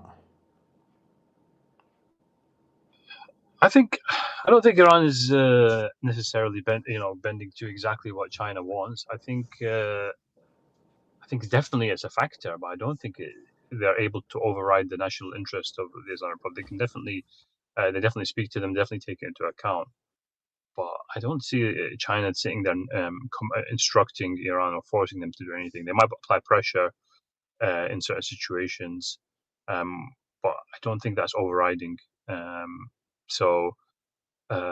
mean, I don't see it personally being a major issue from what I can see, from what people are saying, and the analysts and people on the ground. I don't think that China is playing such a negative role. It's more of I believe it'll be more of a constructive role, and ultimately China is not the kind of country that goes around bullying people anyway, at least not yet. So I'm not too concerned about China. I'm more concerned about the liberals in the country who want to who still believe that there's a way that you can negotiate with the West through peace and not through power. What's been proven is that there's only power. There's only one language they understand. I think Galibaf said it the other day as well. There's only one language that America understands, and we will speak to them in that language. There is no other way to deal with them. They know that, and I think that they're ready for it militarily. The IRGC is definitely not naive, and so yeah, you've got these two sides. Even till now, there are liberals who still have this same insane attitude. But I think they're weaker in the country, and the country is more unified. So yeah, I don't think China is a major issue. I think the bigger problem is the liberals and unifying the country. I think if the country is unified, whatever anybody else externally says, the goal in the strategy remains solid. I guess, and what's your thoughts about what I was talking to Chris about, which is that China either intentionally or unintentionally helped the United States of America out by taking 4 to 6 million less barrels a day. They essentially made sure that the financial impact it was going to have in the world didn't end up having that impact, and the oil prices didn't go high as many thought they would. Now, some of that was market manipulation, but now we find out that some of that was actually China helping support in the regard that the oil prices didn't go too haywire. I mean, you expect them to look after their own interests. You wouldn't expect them to do that. But what they didn't do was to sell out, to say to America when Trump went to visit, to say, yeah, we'll kind of basically sell them out to you and go along with your strategy for them. They didn't do that. They know the strength of Iran. They know that Iran would be an important ally to them. And so while they may do certain things in a specific arena, I don't think they are going to the extent of causing severe damage to Iran's strategy. Iran's strategy is still sound. The strategy is on the basis that they can take more pain than America can take. And that so far has been proven to be the case. It's always America that comes and requests the negotiations and surrenders to Iran. So I don't think China's done anything that's kind of at that level of they may release oil, etc., to keep it. It makes sense from a business point of view, from a trade point of view, to do that.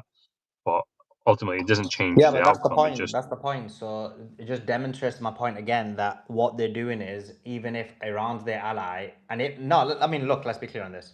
If Iran's your ally and really you are at this war with America, which I don't know, if they really are, this would have been a prime time to put the levers of pressure in. You have your barrels, but you continue to get the same amount of barrels, and that will make the oil prices go high, which was the objective of why Iran closed the strait, to basically put a stranglehold on America. The fact that China was essentially based on either their own, looking out for their own interests and therefore stupidly benefiting the United States of America, does that not show either incompetence to the level where they're so selfish that they don't even realize the geopolitical ramifications of it?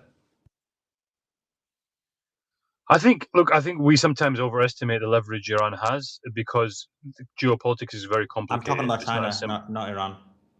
Yeah. So you're saying that? Sorry. So your crux is, you're saying that China is selling out Iran. Is that what you're saying, or is there? I'm saying that China is. I'm not even saying this. I'm not even saying this because I'm gonna go China. I don't want to be locked up or go disappear. I'm saying I'm just proposing the question that listen, G, I might be coming to China. Do not flip and put me in some. Don't disappear me like you disappeared some of these athletes. Me only asking questions, blood. So anyway, the question to you is question being the operative word. That is China so selfish that in order to for immediate gratification, as in to get the less barrels that they're willing to basically allow America off, to allow the world off in terms of this financial global economic pressure that Iran was putting, and thus essentially work against Iran, not either intentionally or unintentionally because of their own interests. The way I see it is China is trying to thread the needle. It's trying to. It's got a narrow, very narrow kind of space to move to achieve objectives. It wants to keep trade going, but at the same time, it doesn't want to hurt its ally. And the same thing with Iran. It wants to cause enough damage in the economy, but without making it so catastrophic enough that it causes negative effects on itself. So everyone's playing a very very delicate game here, and China itself wants to look after its own interests just like anybody else, um, but maintain while not allowing Iran to collapse or to suffer severely. So that's the way I see everybody playing. Everybody's got, when you're looking at geopolitics, you've got all these different factors, and whenever you make a move, you have to know how it impacts all those different actors and to what extent you can move the needle on each one. It's like when you look at this dashboard with like loads of these instruments, you've only got a certain amount of space you can use on each lever. I don't think it's really that simple anymore when you're looking at things on a global level. And so I think Iran's played it very wisely. I think China's played it very wisely. I think America hasn't played it wisely at all, and other actors haven't played it wisely, UAE being one of them. So I think China's acting very reasonably, rationally, and Iran, at the end of the day, knows that China isn't like an ally like that it can trust to death. It knows it's a pragmatic, a kind of ally that it can work with. It knows that it's not going to go past certain red lines, and it cooperates with it up to that extent, similarly to Russia. But in no way are they like kind of diehard allies that will sacrifice everything for them, and they know that. So they're dealing within those kind of parameters, very limited parameters, and they're maximizing them as much as possible. And the biggest one is close the strait, and that's the one that causes the most damage, obviously. When Israel violates the ceasefire agreement, what do you think Iran should do? Well, it seems that so far closing the strait is the best way to stop them, because what it does is America then puts a pressure on them to say stop, and that's kind of happened, hasn't it, so far? Or it might not be perfect, but it's more effective than missiles. Would you agree or not? No, I don't agree. You think missiles would be more effective? Yeah, I do. So what basically happens with the strait is, so let's say hypothetically what will happen. Israel will go and bomb Iran. I mean, Lebanon, sorry. Did I say Iran or Lebanon? Anyway, I meant Lebanon. So Israel will go and bomb Lebanon, and they'll do it for 24 hours, 48 hours, 72 hours, whatever number of hours you want to give it. Loads of mayhem, loads of destruction, killing a lot of people. Iran will shut the Strait of Hormuz. America will come and say, oh, guess what? They're going to stop. And then Iran's like, okay, they're going to stop. Then they'll stop for 1 day or 2 days or 3 days. And then they'll go back and bomb again. And then Iran will be like, okay, we're closing the strait. And then they'll be like, no, don't close the strait. We'll tell them to not do it. And that cycle is going to continue repeating, because that's basically the deterrent. That there is not a real deterrent. The deterrent is that that Israel knows every time they do it, there's a double whammy. So you close the strait, that harms America. That puts some pressure on America. And I do think that pressure will decrease over time as the strait opens for longer. And then also you hit them with missiles. So they know these missiles are going to come and strike them in Tel Aviv or in key assets, and they know that when that happens, America's either going to be forced to jump in and that breaks the deal, or America has to allow it to happen, and therefore Israel will crap themselves. So I don't think the closing the strait is the deterrent. So if you look at the closing of the strait itself, they used it at the specific time that they needed to use it. They absolutely needed to use it. Typically, Iran only uses the tools it's got when it absolutely needs to use them, because what happens if you look the Ansarullah in Yemen haven't closed Bab al-Mandeb. They're not firing missiles. Iraqi resistance is quiet. They've got options, right? They've got there's a horizontal escalation, right? So they've got all these options, and this is a very, very long war. This is, I've said this from the start. This is an existential war. The colony, the entity, will not give up on its objective of the Greater Israel Project. That's what it wants to achieve. Okay, and so what the objective here is to just gradually weaken it over time. You by firing missiles, you're using another card at this moment in time, and you're taking another. How do you weaken it? How do you weaken it under my scenario? So they bomb South Lebanon for 3 days, murder loads of people, destroy loads of buildings, kill a lot of infrastructure, kill a lot of civilians. Iran closes the strait for like a day or two, and then back again, around and around circle. How does that weaken Israel? That weakens Lebanon. That doesn't weaken Israel. No, I think because what I'm saying to you is they will use their missiles at the right point in time, because the issue is the leverage that look, Iran is very, very careful in terms of its you could say over careful in terms of its image. We want Iran to act more quickly, but its strategy is to use these things, like I said, very slowly. I know there's going to be lots of death and so on, but their calculation is if they use too much force, maybe there'll be more death. I think that's what they're calculating.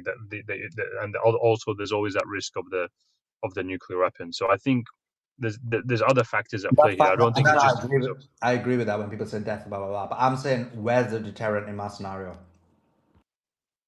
Well, the deterrent is that America has leverage over. Look, my understanding is America has massive leverage over Israel if it wants, and it can use it if it wants to. And that is a much more powerful way of. If you cause enough pain to America, America will force it to stop. That's a calculation that Iran is making. Whereas firing missiles will stop them for a period, and then they'll start it again. So Whereas you misunderstand my point. I'm not. Sorry, I'm not talking about now.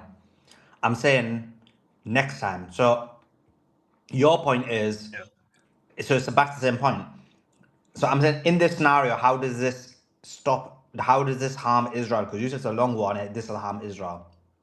So Israel bombs Lebanon for 3 days, causes a lot of destruction. Iran closes the strait.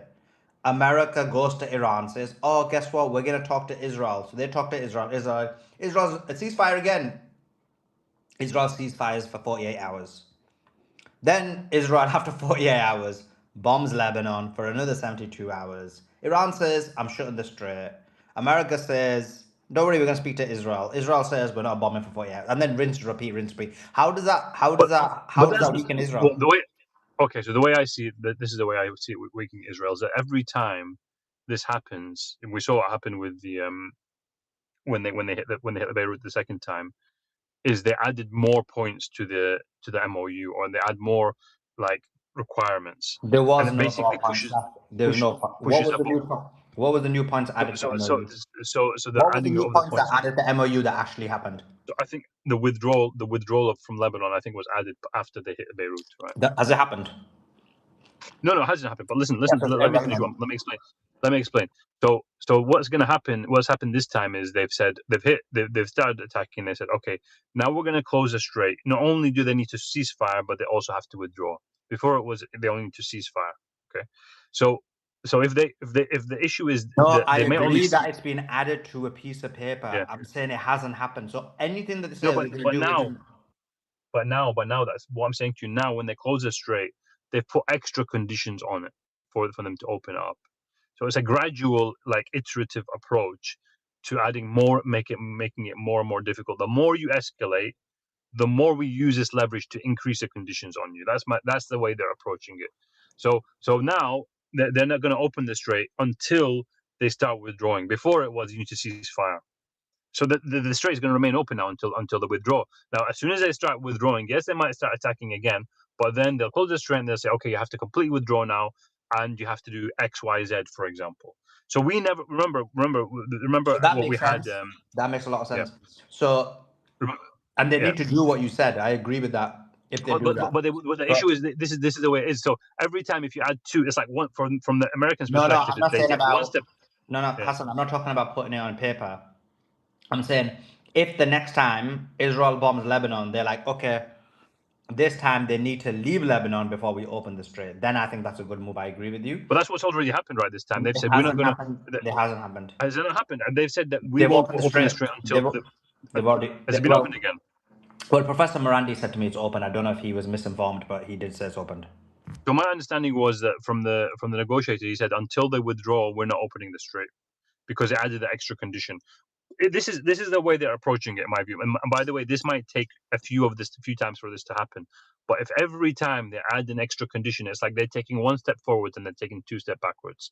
So yes, they'll take that step forwards, but look. I agree with that. So I would say that's a golden move by Iran if they do that. They haven't done that at the moment. That's a strategy. That's a strategy. Now, whether it works or not, it's a golden move. I agree with that. So ideally, what you'd want is the next time Israel bombs, you're like, because I don't think they've done it this time, because Professor Morandi was under the impression that the strait would open again. I don't know if he was misinformed or not. They might give him a chance, but the same scenario, the outcome will be the same.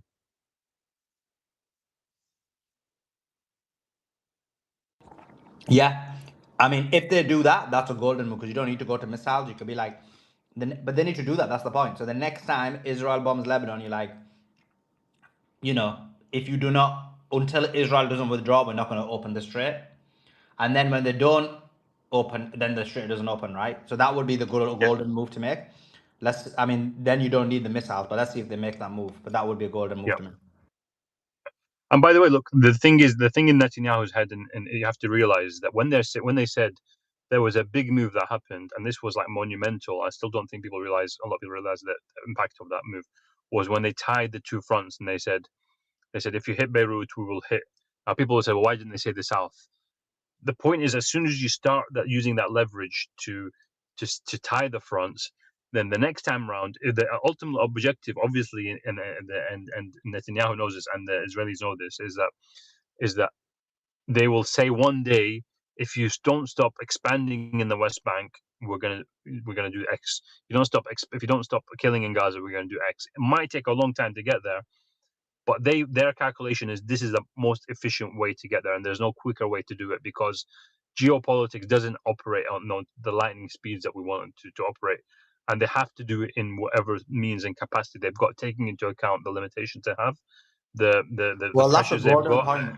I mean, I think you made a golden point because if you look at what's happened is they only said Beirut first. Now they've done the escalation, like you said, and they've done the entirety of Lebanon, right? Yeah, and that's that gradual, iterative kind of pressure that they're applying, and they know the entity knows very well that the objective is for them to one day say, Gaza hands off, West Bank hands off, and then what happens next? Then what? Like what is a golden? What's left of the Greater Israel Project if they have to do that? Imagine after all this killing and destruction and bloodshed and the hatred they've created around them and animosity, that they'll end up where they were before October 7th. That is like the ultimate defeat for all the destruction and money and just bad press and everything that they've done over the last 3 years. That is the objective, and if they get there, you could see a potential scenario. I don't know whether it'll happen, but a potential scenario where there's some kind of implosion because they can't handle the fact that they are no longer the main player in the region and they are being told what to do. That is something they will not be able to cope with, I think.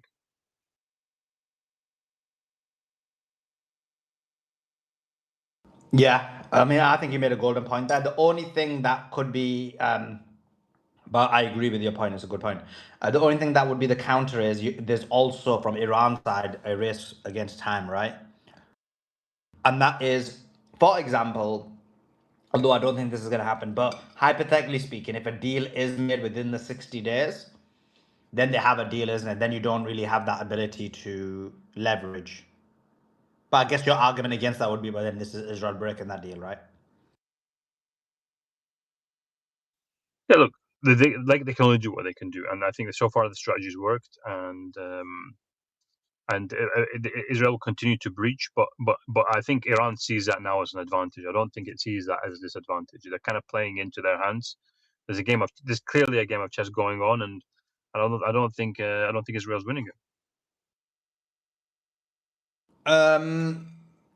So it depends on the way you look at it in terms of winning, because if you look at it from a substantive perspective, then what Israel's done is, despite all these negotiations and these deals, Israel's still been able to bomb Lebanon ferociously despite the deal. So Israel's essentially putting itself outside of the deal. And I guess, I know you're saying there's a break between the two. I don't think there is. I think that they're working in cahoots together, personally. No, I agree. I think they're working together. But what I'm saying to you is there's a dilemma in terms of what way to achieve that objective. So they are working together. It's like a football team wanting to beat the opposition, but debating which tactics to take. They're still 100% together. They're the same team. There's no difference between them, but there's just like a debate of how to go about it. Like one wants to continue the war and continue destruction, doesn't care about the economic damage.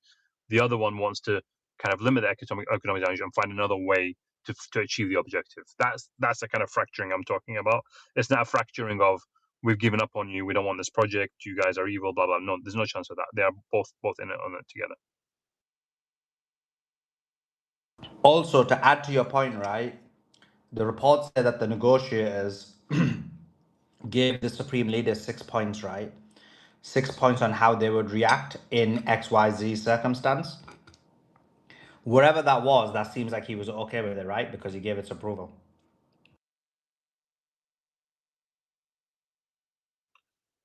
Sorry, I didn't get that. Who gave the approval? 6 points for what? Sorry. So, reporting says that, the negotiators, Ghalibaf, Aragchi, Pezeshkian, gave Mujtaba Khamenei like a list. Remember, he wasn't happy with the deal. Remember, he felt like you should go about it in a different manner, like kinetic. But they gave them 6 points of like, if they don't do X, we'll do Y. If they don't do A, we'll do B. If they don't do D, we'll do E. So those were the 6 points. And I'm assuming, unless they're ignoring the leader, that they've basically following that that kind of roadmap of whatever the conditions were that they laid out, right? Yeah, I mean they will be following the roadmap. I think that whatever they do will be within the parameters that Said Mujtaba gives them. So I don't. So I think when Said Mujtaba, probably the reason he's kind of delegated that to them is to say, look, you guys have to. He's kind of shifted the responsibility to them, but at the same time he's given them an advice, just like his father given previously, to say, don't do this or do this, because the way that this is the only way that you can kind of change the dynamics in the country. My view is that you have to allow people to fail in a very limited way. This is my reading of it, by the way. I don't know. You might disagree. Other people might have their perspective. But when Sayyid Mustafa gives them certain like responsibility and says, "I delegate this to you," now I don't agree with it necessarily, but go ahead. It's like, okay, he kind of knows that there's going to be an element of failure there, but he also knows that failure is not like a catastrophic failure. It's going to be a very limited failure, one that will allow them to achieve their strategic objectives, and will also maybe potentially weaken liberals a bit more if necessary, if they're making the wrong decision again. So I trust that there might be some mistakes made, but I don't think they will be like catastrophic and change the ultimate outcome. Okay, cool. And yeah, that makes a lot of that makes a lot of sense, to be honest. What about the Israelis? What do you think they do next? What's their next move?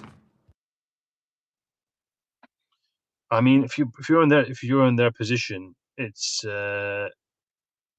it's not. It doesn't look. It's not. It's very difficult because they want to expand, and they haven't got, Lebanon, and it is like that for them is Netanyahu. If he doesn't achieve the occupation of southern Lebanon completely, like up to a certain point, and they have to withdraw, that's like catastrophic for them. It raises big questions about the whole project. If they're not able to do it now, when will they be able to do it? And what will they do? What will they do next? If Iran gets the money that gets all these things that's demanded, eventually gets it, what happens to their project? So I don't know what way they go from here. Maybe they need to change. They're going to decide to change Netanyahu, bring somebody else in who's a bit more palatable. But the objective, like I said, will remain the same. The objective is to destroy Iran. Right now, they found that the military way isn't working. So they're going to have to try to figure out some other way. The only ways they've got are using their proxies, whether they're ISIS or Al Qaeda, for example, or the Kurdish forces, or they try to instigate from the inside, or use the economic war, which isn't working because they're also causing global pain. So I don't see them having many cards to play at the moment, but they do have a plan, and we shouldn't underestimate them. It's not like they're going to give up. It's not like they're going to go away and call it a day and be quiet for a number of years. They will come back and find a different way, and they could change things, in a few months if we're not careful. So no room for complacency, but they are currently in a weak position, and they will have plans. They'll have a plan A, B, C, D, E, F, all the way down to Z. They'll have plans. We just don't know what they're going to do next.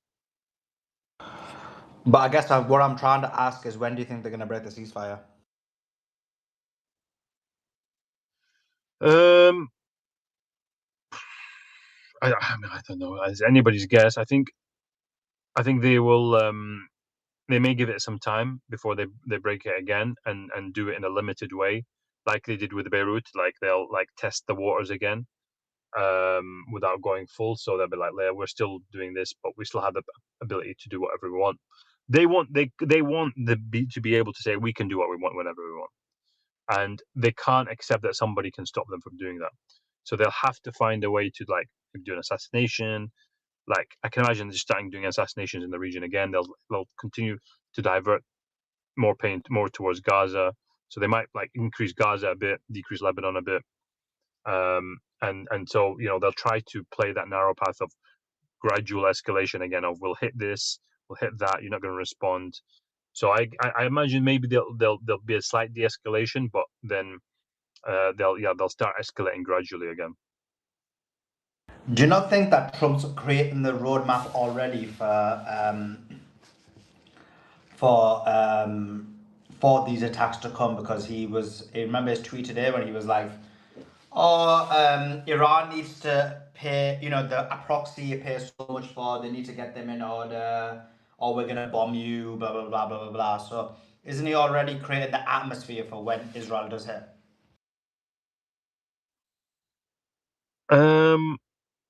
I think he can't help himself. Like Trump, the issue is very difficult with Trump. You don't know what he's thinking. You don't know what he's thinking. Genuinely, people, I think Iranians even hired psychologists to try to figure out what this guy is on, what this guy's on, and how he's going to think. I don't think anything he says is really necessarily that coherent and comes with a specific strategy. And so when he said that, Iran, I think they initially they withdrew from the negotiations, didn't they? They said they need to apologize or something, or to stop this language because he's breached the first article of the MOU. So look, he's gonna be a wild cannon, and it's just about how to tame him. How do you deal with this guy while maintaining your strategy? So he's gonna be doing crazy things every so often, saying crazy things, but ultimately, can he actually do it? He said he's threatened 100 times before, and he's threatening it again, and the outcome is what matters. Like, it doesn't matter what he says, it's what he does that matters, right? And what is he doing? He's trying to force the war to end, at least temporarily, so that he can get some oil out. That's what he's trying to do. And so that's the only way I think you can calculate what he's going to do next. He wants to reduce the pressure on him economically so he can continue to his objective. So he wants temporarily for the oil to flow, everything to come back to normal, and then for them to figure out the next option. There's nothing else I can really say about what he says other than that. But what I mean is, obviously, Trump saying crazy stuff is the norm. I don't think it's just him acting crazy though. Like, I know many people think, oh, it's just Trump, he's acting crazy. But I mean, his tweet, you don't think it's like basically why is he I'm not talking about him bombing, but why is he specifically talking about Hezbollah? Why is he talking about, them striking because of Hezbollah? What do you think the reason is that he's mentioning Hezbollah in that tweet? Honestly, I think very likely he's had some pressure from the lobby, from the Jewish lobby in America to not go so easy or not go ahead with a deal or something. And he's in between. He doesn't. I think he's stuck. I think he's looking at the situation and trying to progress one side, but then he's receiving pressure from the other side. So he's basically in no man's land. And maybe he got a call and said, there's some videos we've got here. You got to be careful, and that's why he put out that tweet, show that he's actually still on their side. Maybe that's what's going on, is that he's just getting a battering from both sides. He doesn't know which direction to go. That's why he keeps flipping and flopping. So I think he got a call. Yeah, I agree with that. I agree that he's getting this political pressure, but at the same time, I do think that he either intentionally or because he is not very smart, either whichever way you look at it, the as you called it, Jewish lobby putting that pressure, they're doing it on for a reason, right?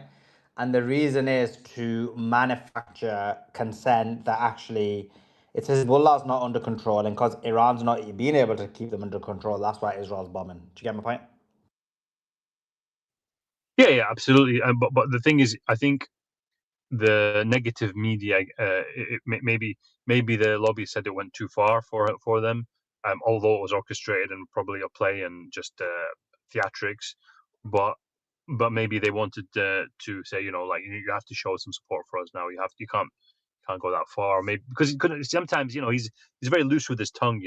Maybe he wanted to give that impression, but he actually, they were told you need to rein it in now. We've got your videos. Just sort this out. Say something bad against them and put us back in a stronger position, kind of thing. And they show us that show the world that you're actually still owned by, controlled by us. But yeah, sometimes we think that everything he says is calculated and he did this for this reason. It's definitely not the case. Maybe the overall kind of like, he's saying this general thing or saying that general thing. You can say, yeah, that point to that and say that's the reason for it. But when he'll sometimes say something stupid and crazy from this doesn't make any sense. And I think that it's just erratic behavior. I really think it's erratic behavior. I don't think that it's so calculated and precise and so yeah. It's very. I think with Trump, everyone's trying to understand why he's doing certain things, and sometimes it really is incoherence. Yeah, I mean, I'm not disagreeing that could be the case this time, but I think the other way around as well. I think sometimes people be like, oh, it's Trump, he's just acting mad, and I don't think it's always him acting mad. Do you know what I mean? Yeah, absolutely. And I think if you look at Vance, he's probably much more calibrated and measured in what he says, and he says things in a more controlled way. That's what I'm trying to say. Is that genuinely, I think Trump creates chaos on all sides, but obviously he still has a strategic direction of where he's trying to go. So I'm saying is that it's not as precise. But I think when you look at someone like Vance, you really start to understand what they are trying to do, and what they were trying to do was create this new image for him. I think, and maybe I think a lot of people were saying that what Vance is saying is to tell the Jewish lobby that, look, you can't take Trump out because you're just going to get Vance and he'll continue the same policy. That's what a lot of people were saying. I don't know if that's true or if this is the case, because I think there's a lot of people saying that the lobby will assassinate Trump because he isn't he's forcing them into a ceasefire and he's kind of in a way stopping the Great Reserve Project from happening. And they don't care if it's Trump or whoever else. They'll kill anybody who's in the way. So it may be the case that they are kind of best friends behind the scenes, but I don't know. I can't say for sure, because you got to remember there's many actors in the lobby. I honestly don't know. I don't know. I couldn't answer better, really. Yeah, great points anyway, Hassan. I think you made some golden points, to be honest, and disagree with hardly anything you said, and even the points you made about slow escalation makes a lot of sense as well. We'll have to wait and see what happens. The issue is, I guess, because you're a big believer that this is going to go kinetic again, right? As well. I don't know. I don't know if the thing is the problem with the war, right, from their perspective, is it has to have an objective to do it. Every single thing they've tried in terms of military has failed. So if you put yourself in their position right now, you need to find a different way, at least temporarily, until the military option becomes more realistic. Right now, what are you going to do more than what you've done? You haven't really got the military means to do, like, what, drop more bombs, and then what? Like, is that going to change the outcome? You'll get hit with the bombs in return as well, right? So, I don't think military is necessarily an option right now, unless there was a specific opportunity they found, something very specific, like, for example, decapitation strikes of, say, Mustafa, for example, or something like that, of other leadership, to try and cause chaos in the country through that way. That's why he's in hiding, right? So that's the only kind of military option I can see for them right now, is to try to do the decapitation again and hope it succeeds second time round. Beyond that, dropping more bombs, like, what are you going to hit? What are you going to hit? Like, there's nothing really that's going to achieve. So they've tried that. They've exhausted that option, and now it's about using diplomacy maybe as a cover to delay them to the next, to figure out the next opportunity that they get. It's about opportunities, right, from their perspective. They're like, right, we haven't got an opportunity right now. Let's see where we can find a gap or a hole that we can exploit. And in the meantime, we'll pretend that we're being diplomatic with them, but it's just all a facade. So that will delay things, and then they'll try another. Suddenly put sanctions on Iran, right? Even though I think in the MOU it says they're not allowed to put any more sanctions on. But they haven't removed any sanctions. They haven't given them any money, really. So it's all about delay right now, and studying Iran very closely to see any weak points it has, any way they can cause it damage, maybe even without being spotted, maybe like cyber warfare, maybe indirect sanctions, maybe internal strife they can cause. They'll find they're currently studying it very carefully. That's all I'll tell you. This is the way they're working right now. They're trying to find every single way they can to destroy Iran, and they haven't given up that for a second. What about the money, the $300 billion, the $24 billion, the fact that it's going to be corporate interests buying into Iran, whether that's Gulf or American corporations, even the 24 billion, the claim by Financial Times is that's tied to having to buy it from the United States of America, and it has to be specifically humanitarian aid. What's your thoughts about that? Do you think that's a good thing? I mean, I think they could have got more, but it's still a good thing that they're getting effectively reparations for the war. Well, it's not reparations. It's you selling your country to American corporate interest. Maybe we'll get a Trump Tower in Tehran. I don't think that's gonna. No, but that's what I'm asking you. I mean, you're saying that, but we don't know, because we don't know where that 300 billion is going to come from. You think people are going to just, like, at the moment, I don't think any of these countries are just going to give Iran 300 billion. The 24 billion. It's already started happening, hasn't it? Right. So they've already. We know the UAE is giving some money. It's going to come in. I think it's going to come in chunks and small pieces over the next years. It's not going to happen, straight away. So if some of they're it will just be given no. So listen, there's 2 points. One is, if they're just giving money, that's no problem, isn't it? That's reparations, right, for the damage they caused. If it's them buying Iranian assets, as in the example JD Van said, where UAE pays towards building a nuclear plant in Iran. Now they own the Iranian nuclear plant, UAE being one of the most evil nations in the world. That would be, for example, you selling pieces of your country to external powers. Do you get what I mean?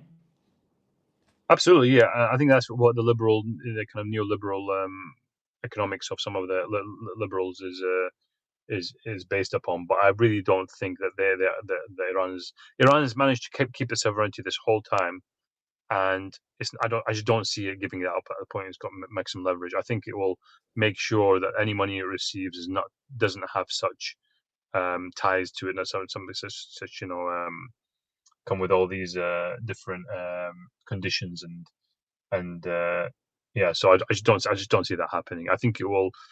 Maybe there'll be some small element of it, but like I said, Said Mushtaba is a smart guy at the top, and he'll have smart advisors. I just don't. So you agree? Yeah. So you agree that if that was to happen, that would be a major problem and possibly, as you said, you losing your sovereignty, right? So I think the investment would come in if it came in from multiple sources. So, for example, they wouldn't take it from the Western source, like from America, for example. But if it came in from China, like they've already got investment from China, for example. They've already right? got investment from China. That's kind of separate, right? This deal won't be for China because that'd just be dumb.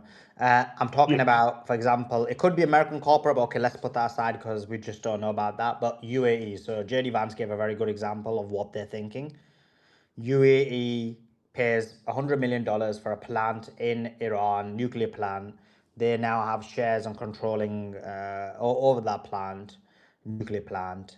That is them buying a major asset and having an asset control over a major asset in your country. That would be an example.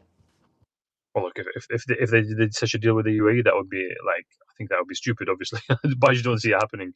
So I think not stupid. Wait 1 second. So do you mean stupid, betrayal, losing your sovereignty? Like this is important. Like stupidity is a separate point, but I'm talking about this is actually, as you said previously, you agree this would be giving up your sovereignty. I mean, if you're doing such a deal with the UAE, then you're asking for your country to be taken over. I just don't see that. That's why I don't see it happening. I think, like I said, I think they could do deals with. I know you're saying it won't happen, but you agree that if it was to happen, this would be a major loss by Iran. Honestly, it depends. So, for example, if it was depends on the sectors. For example, for one, they will have some sectors where I think this will be okay. And which sector would it be okay for another country to buy your assets? I mean, let's say I'm not an economist. I wouldn't know, but I'm sure there are some sectors that. But this is what all economists say. They say when a country, a country buys something in your country, if they invest in your country, they basically the reason they're doing it is they buy and leverage. Yeah, but what I'm saying is that I think some industries are more critical than others. So, for example, your nuclear industry, your military industry. Which industry would you find it okay? I mean, let's say there was, for example, some real estate projects that were to take place. Maybe some, like China's done. So they control your real estate market, which could essentially have a major impact on your economy. Control it. I mean, look, it's a huge economy, right? I don't Not think really. If you can have a decent amount. There's a calculation there. Go ahead. Explain. I don't know. Like I said, I don't think it's as black and white as I think there is. I actually do think it's black and white. I actually do think it's black and white. Like this is the problem. So when China's invested in Iran with I think that was like $100 billion deal or something. Yeah. Do you think that was giving up of the sovereignty? They have given up a bit of the sovereignty. Yeah, they have. And then there's certain countries that when you give it up to is worse than others. But yeah, they have. So this is an example. Like from what we're hearing, China kind of pressured them to go into this deal, and then that is a part of it because they lost a bit of their sovereignty. They had to agree to it. So yeah, I do think that when you're allowing that level of huge investment into your country for people to buy control, that becomes a problem. You do lose a bit of your sovereignty.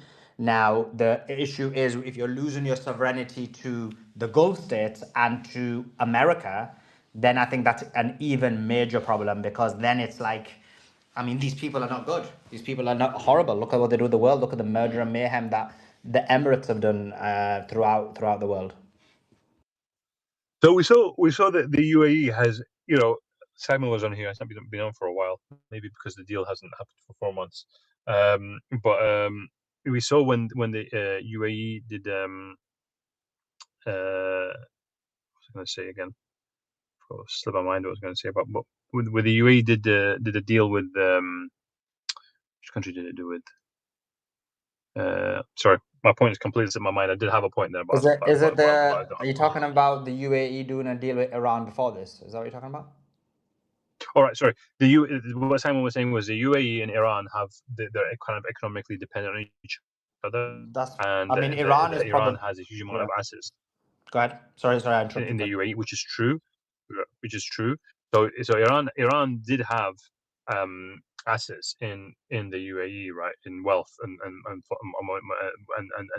kind of, maybe it wasn't like openly declared. What wealth does Iran have in the UAE? You're talking about money, right? Not of Iranian business.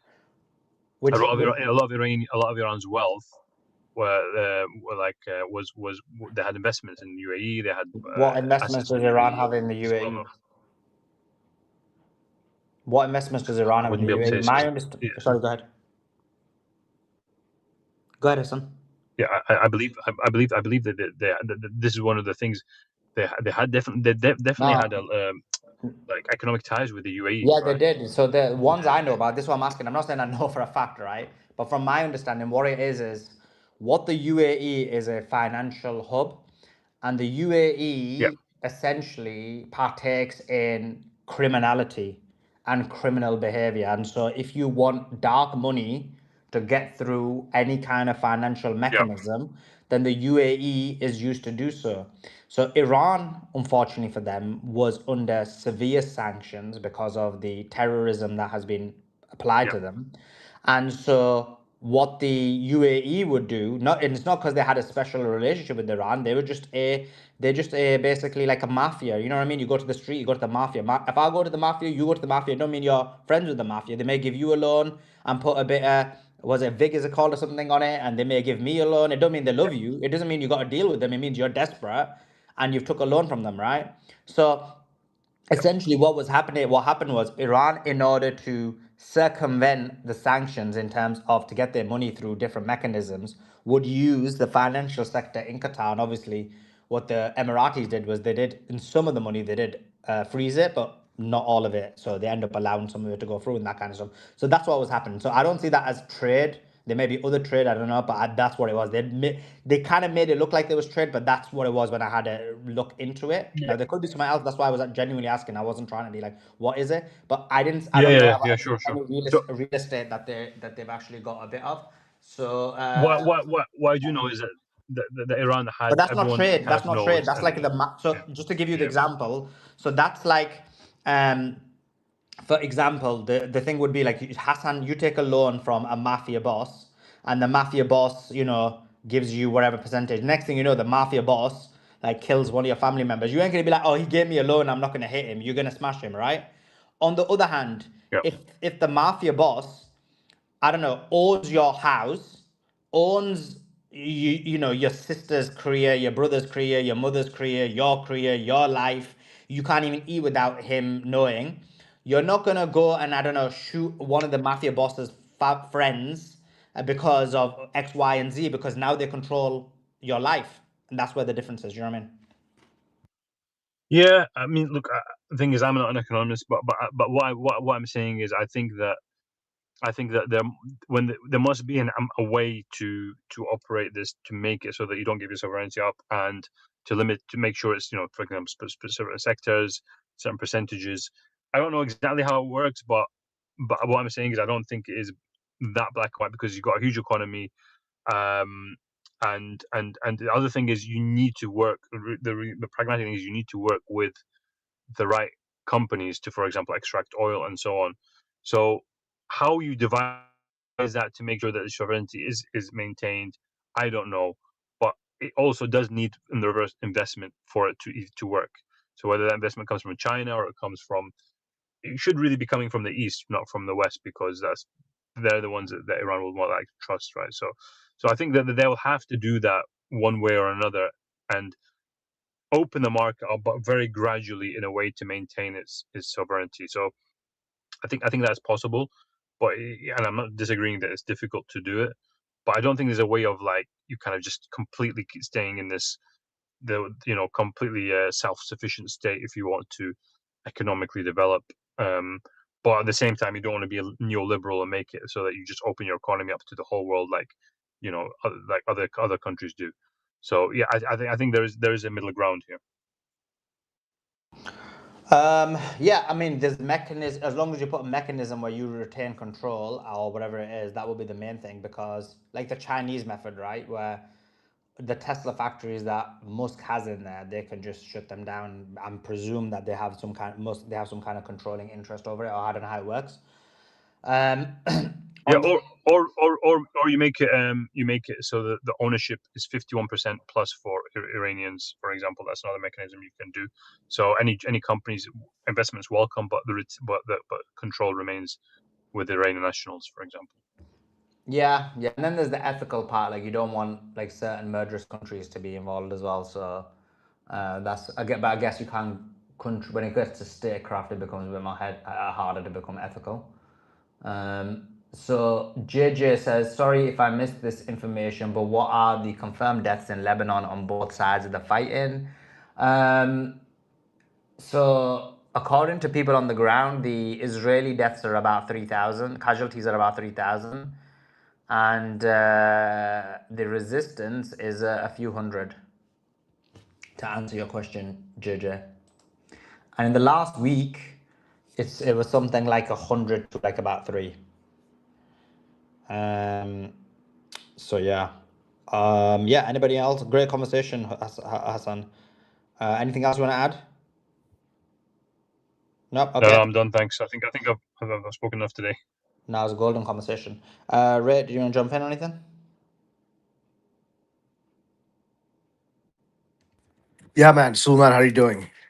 I'm glad you're having these conversations because I will say this. You turn on the TV, you start watching the news. It's like you just don't see this, so it's crazy. But no, it's good. You're informing a lot of people, and I thank you for this service, especially on this Father's Day. Taking your own time out from your family to inform us. That's pretty good stuff. But just long term, I mean, I know you don't have a glass ball there in front of you, but you're pretty versed on these subjects to make pretty good predictions. You've done that in the past. Do you see a hot war happening again between Israel and Iran? You think like Israel will just spurg out because they're losing? And that's the first question. My second question is that you still don't believe like Netanyahu is alive. I mean, because we haven't seen him at the White House since before, he had like 6 fingers or something, right?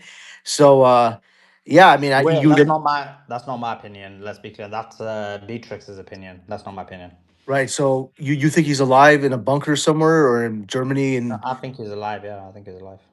okay, wow. So I guess you think why don't you think he's come to the White House? Because that would obviously be a good pressure strategy. Do you think he's just scared of flying or scared of the elements, the environment, or do you think he feels comfortable with his like liaisons in the US to get things done? No idea why he hasn't come to the US. I presume it's because he's in the middle of the war. When has he been since the war started? On the 28th? Has he left? Has he been to no, has he been to what do you call it again? Has he been to US since February the 28th is what I'm asking. I'm not sure what happened around February 28th, but I don't think he's been. I would February say 28th was when the war started, right? that's it. So I don't think he's been to the U.S. since the claims since the 28th, and the claims a bit after that his bunker got hit, or he's in a coma, or he's in some kind of coma in Germany where his plane was seen.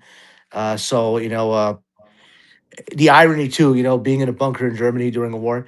But the point is, I don't know. My personal belief is I think he's either critically wounded in some kind of coma or hiding like a coward somewhere, or probably missing an arm or something. Who knows? Like something where he doesn't feel comfortable coming out in the public, especially to the White House. So because you think he'd go to the White House and scold Donald Trump personally and tell him, hey, look, we got this on you.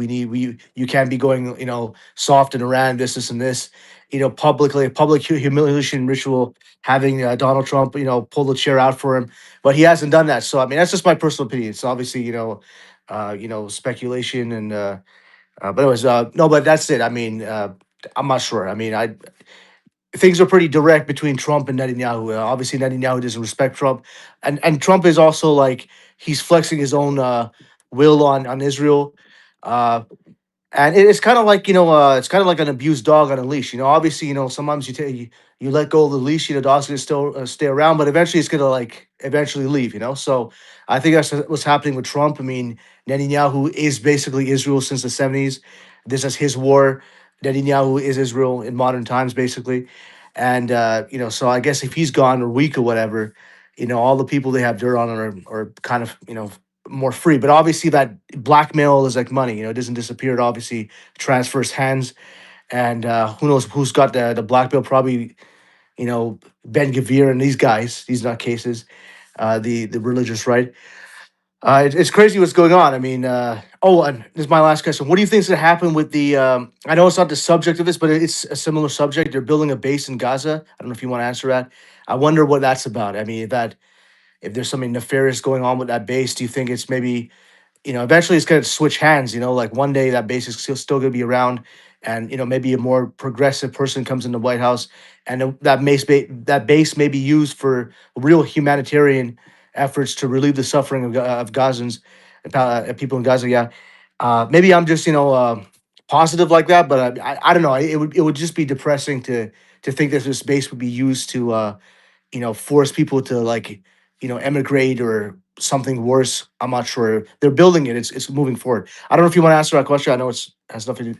It's not really the title there, but anyways, thank you for your time and the price of gas, especially for because that's the thing. It's blue collar people paying extra for the price of gas. People who deliver, people who fleet companies, all these sorts of things.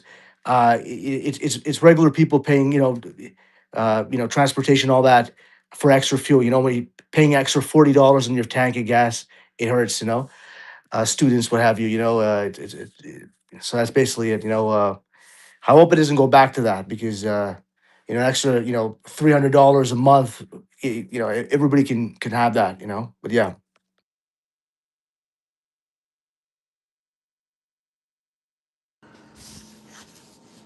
Yeah, just a couple of updates, guys. The first thing is I've just seen a video. I'm about to post it out.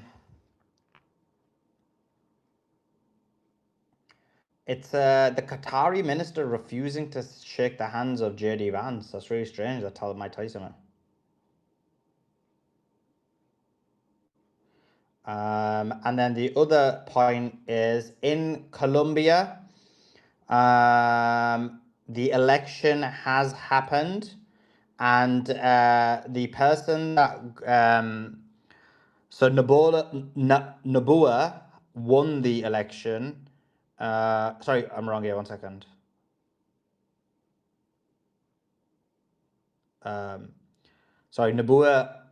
Ecuador's Nabua congratulated Espriella on his victory. So Espriella won the Colombian election. He's basically a pro-America guy. And so Melez congratulated him as well. The guy Gustavo Petro endorsed lost the election. Gustavo Petro, the current leader of Colombia, is saying that it was, which I agree with him, that the Israelis rigged the election. That the Israelis rigged the election is his point.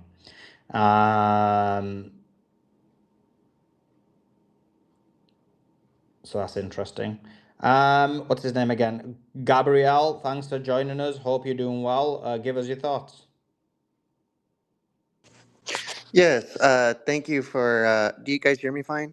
Yeah, very fine. Yeah. Thank you for giving me the mic. I just have a quick question. What was the point of Trump doing this deal on his birthday other than just ego reasons? I mean, it totally fell apart almost immediately, and I just don't understand the whole point of doing it and making this whole fiasco besides just pumping markets temporarily and maybe having a date in the history books of, oh, we're trying to sign this agreement, and that date being his birthday. You know what I mean? Other than that, I don't understand the point of it.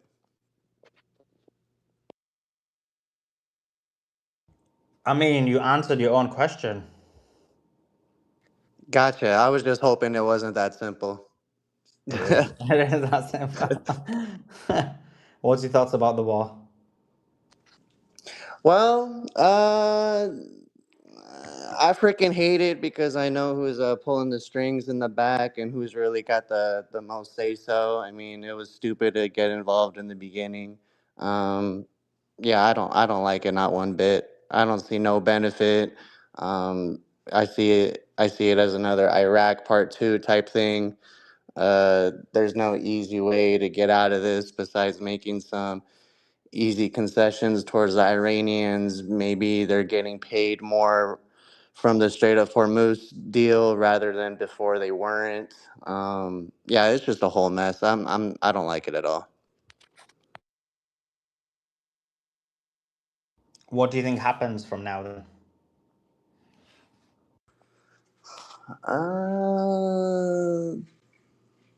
That's a good question. I feel like this is gonna go on for a few more months, or maybe years. I mean, I don't think it's a simple agreement. I mean, I'm not too knowledgeable in everything that's going on. I'm just an outsider looking in. But yeah, it just looks like a mess. I don't see no easy way out other than nothing really. I mean, I don't know.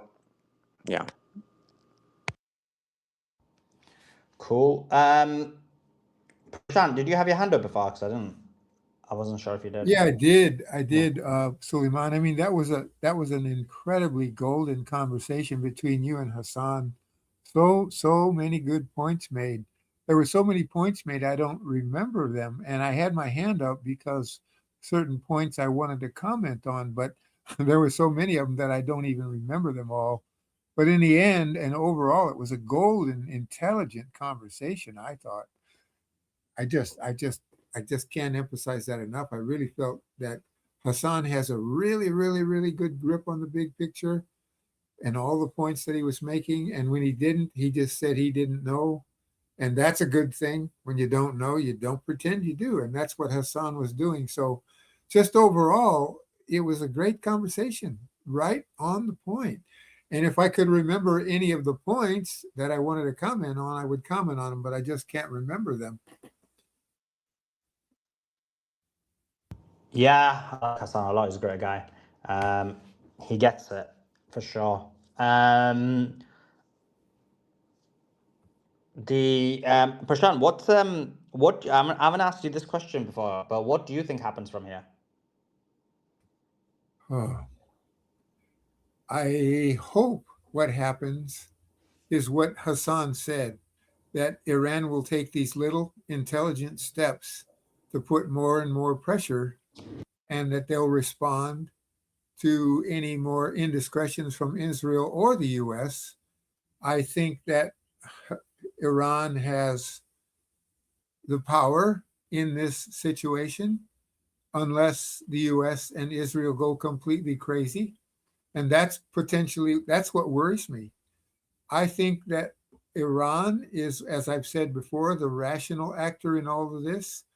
Everybody in Iran, of course, is not exactly the way the leaders that are working this deal. There is disagreement in Iran. That's normal. There's disagreement in every country, but I think on the whole, the people who are controlling Iran are, as I've said before, the most adult on the block, even worldwide. I mean, when you think of the US and Israel, I put people on it. You talked about the selfishness of China and self-interest. And I put self-interest as a very important part of this whole conversation. But when I think of Iran, I think they have a lot less self-interest and a lot more concern for the whole world than say than other two actors. Israel and Iran Israel and the United States are pretty much lost in self-interest. They don't really care about much of anybody else. They care about their self-interest, and that's it. Whereas somebody like China, I don't think that they have nearly as much self-interest as the U.S. and Israel. I think they have some. We all have some, but I think they have a lot less. And I think Iran has even less self-interest than China. So I just put self-interest on a scale for different countries and different actors. And when I'm talking about different countries, of course, I'm not talking about necessarily all the American people. I'm talking about the U.S. government. Their self-interest sick. In fact, they're so self-interest that they did what you said Iran shouldn't do, which is give away your country's sovereignty. The United States actors on either Wall Street and or in government positions sold out the U.S. to China. China has so much more power on the U.S. because for greed, government officials and Wall Street officials sold out the U.S. self-interest to China. I hope China has more morality and less self-interest because they hold a lot of property in the United States, both corporate and physical farmland. And that's what the U.S. did, what you are saying Iran, and I agree with you, Iran shouldn't do. Sell out your self-interest to another country that way. The U.S. did that because they're greedy and they're ignorant and probably, I'll add in, evil. So do you get my point? I don't just get it. I totally agree with your point. It is the most important thing, for any nation, is to have its own sovereignty, and it's better to be slightly less rich in order to have control over your country.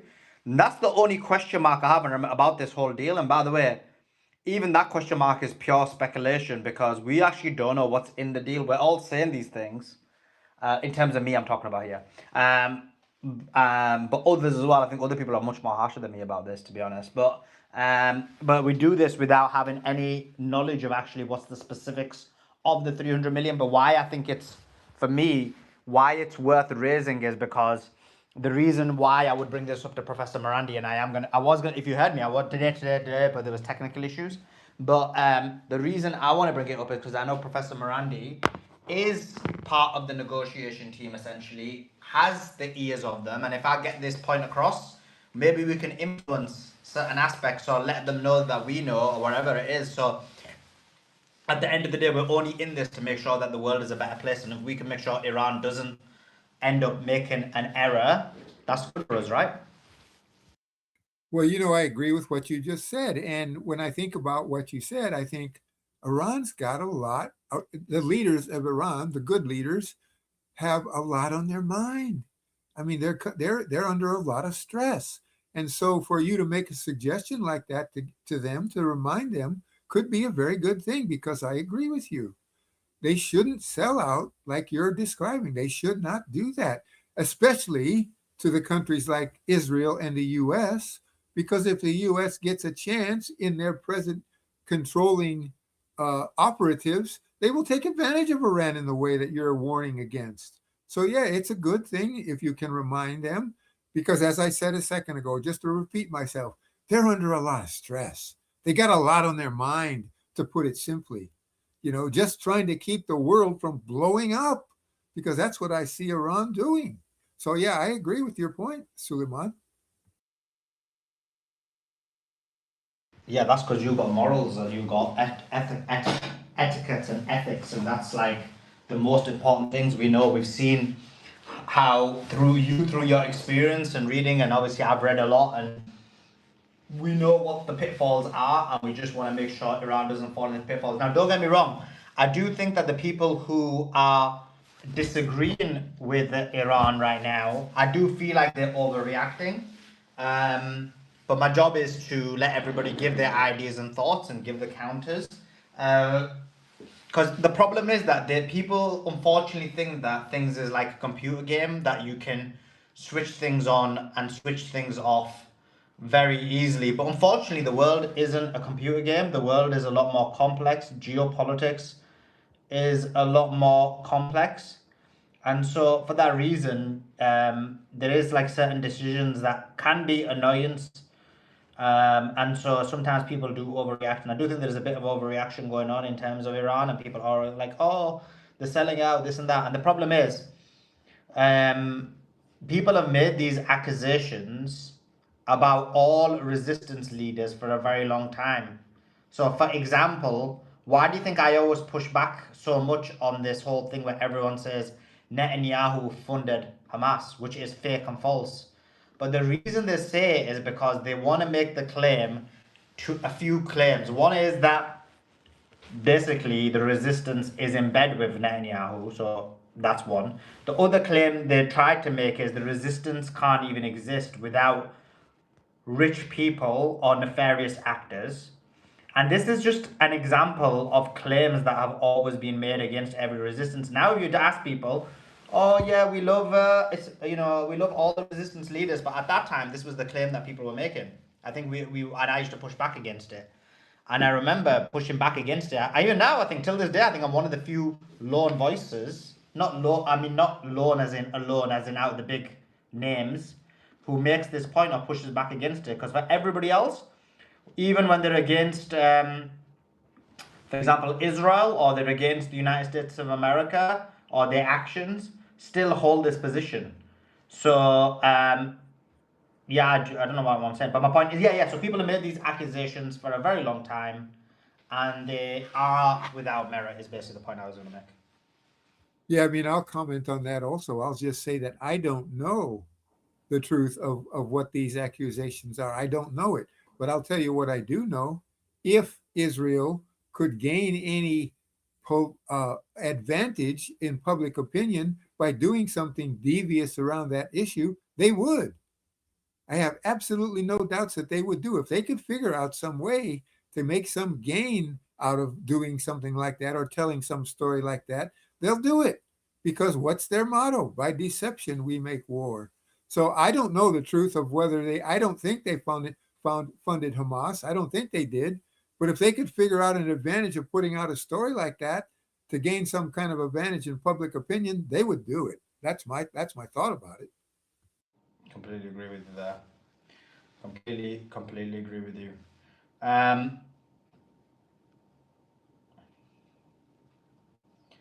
Just one other question, Prashant. What's the in terms of Trump's tweets? Do you think this is just the ramblings of a madman, or do you think that he actually has something behind this? Yeah, that's one of the points you guys were talking about that I wanted to comment on. I think that Trump is a very sick man, mentally, physically, spiritually, emotionally. He's a very sick man. So he's unpredictable. I think that sometimes they just let him be what he is, which I just described. And I think that sometimes they pull him aside and talk strategy with him and tell him what to do. So I think it's a mix of both. That's what I think. I mean, that makes sense. That does make sense indeed. Guys, make sure you do me a favor. I'm going to put the link up for the Larry Johnson interview. We've got a few interesting interviews. We've got Larry Johnson. Apparently he's got some inside information, so this will be good. We have Lieutenant Colonel Karen Katowski. We have Ryan Dawson. And we have basically a guy, he's very knowledgeable, because I saw one of his interviews and I was like, damn, this is really good. His name is Pravin Sohni, I think his name is. I think I'm butchering his name. But he's a ex-Indian Army officer with a wealth of experience. And then we've got him on after that as well. So we're going to be going a while. But it's going to be good. It's going to be good indeed.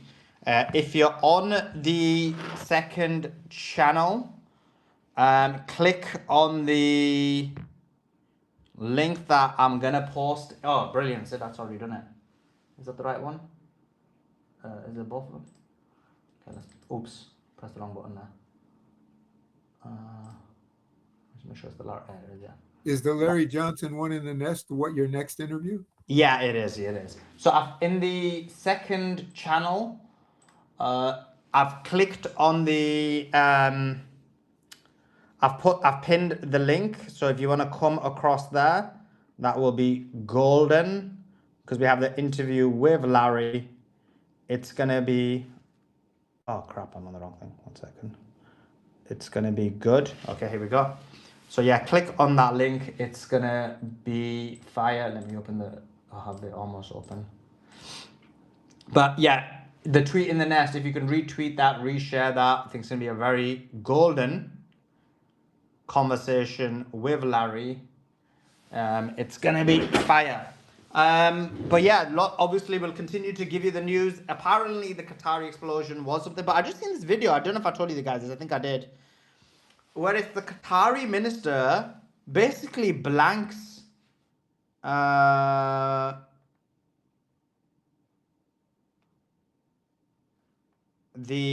JD Vance. He literally ignores him. Like, it's not one of those where you can miss the person. JD's actually looking at him and he's like, nah, blood. Like, I ain't gonna shake your hand. I ain't gonna do that. So, I don't know. I don't know what that's all about. Well, I had a thought on that point also, Suleiman. What do you think it is? I think, I don't know for sure, but I think maybe that this guy of Qatar, as much as he may be somewhat of a bad actor, also knows that J.D. Vance is just a disgusting human being. J.D. Vance was a Trump hater, a never Trumper, and now he's his vice president. Maybe the guy in Qatar realized what a snake J.D. Vance is. Yeah. Or there's something going on in the background in the sense of, disagreement in the background in terms of, maybe it's the fact that they're going to remove their bases, or they've been forced to remove their bases, or something along those lines, right? Yeah, it could be that too. There's many factors, especially, this is another point about the moral resistance, because the moral resistance and morality is the only thing that's going to really break us out of this hell that we're in the world. More moral people running governments, because right now we don't have that in the big powerful governments. But they're on the immoral side, to oversimplify it, they're always going to make mistakes and have differences of opinion also. They're going to have differences on how they want to do their evil, and that's probably got a lot to do with individual self-interest, don't you think?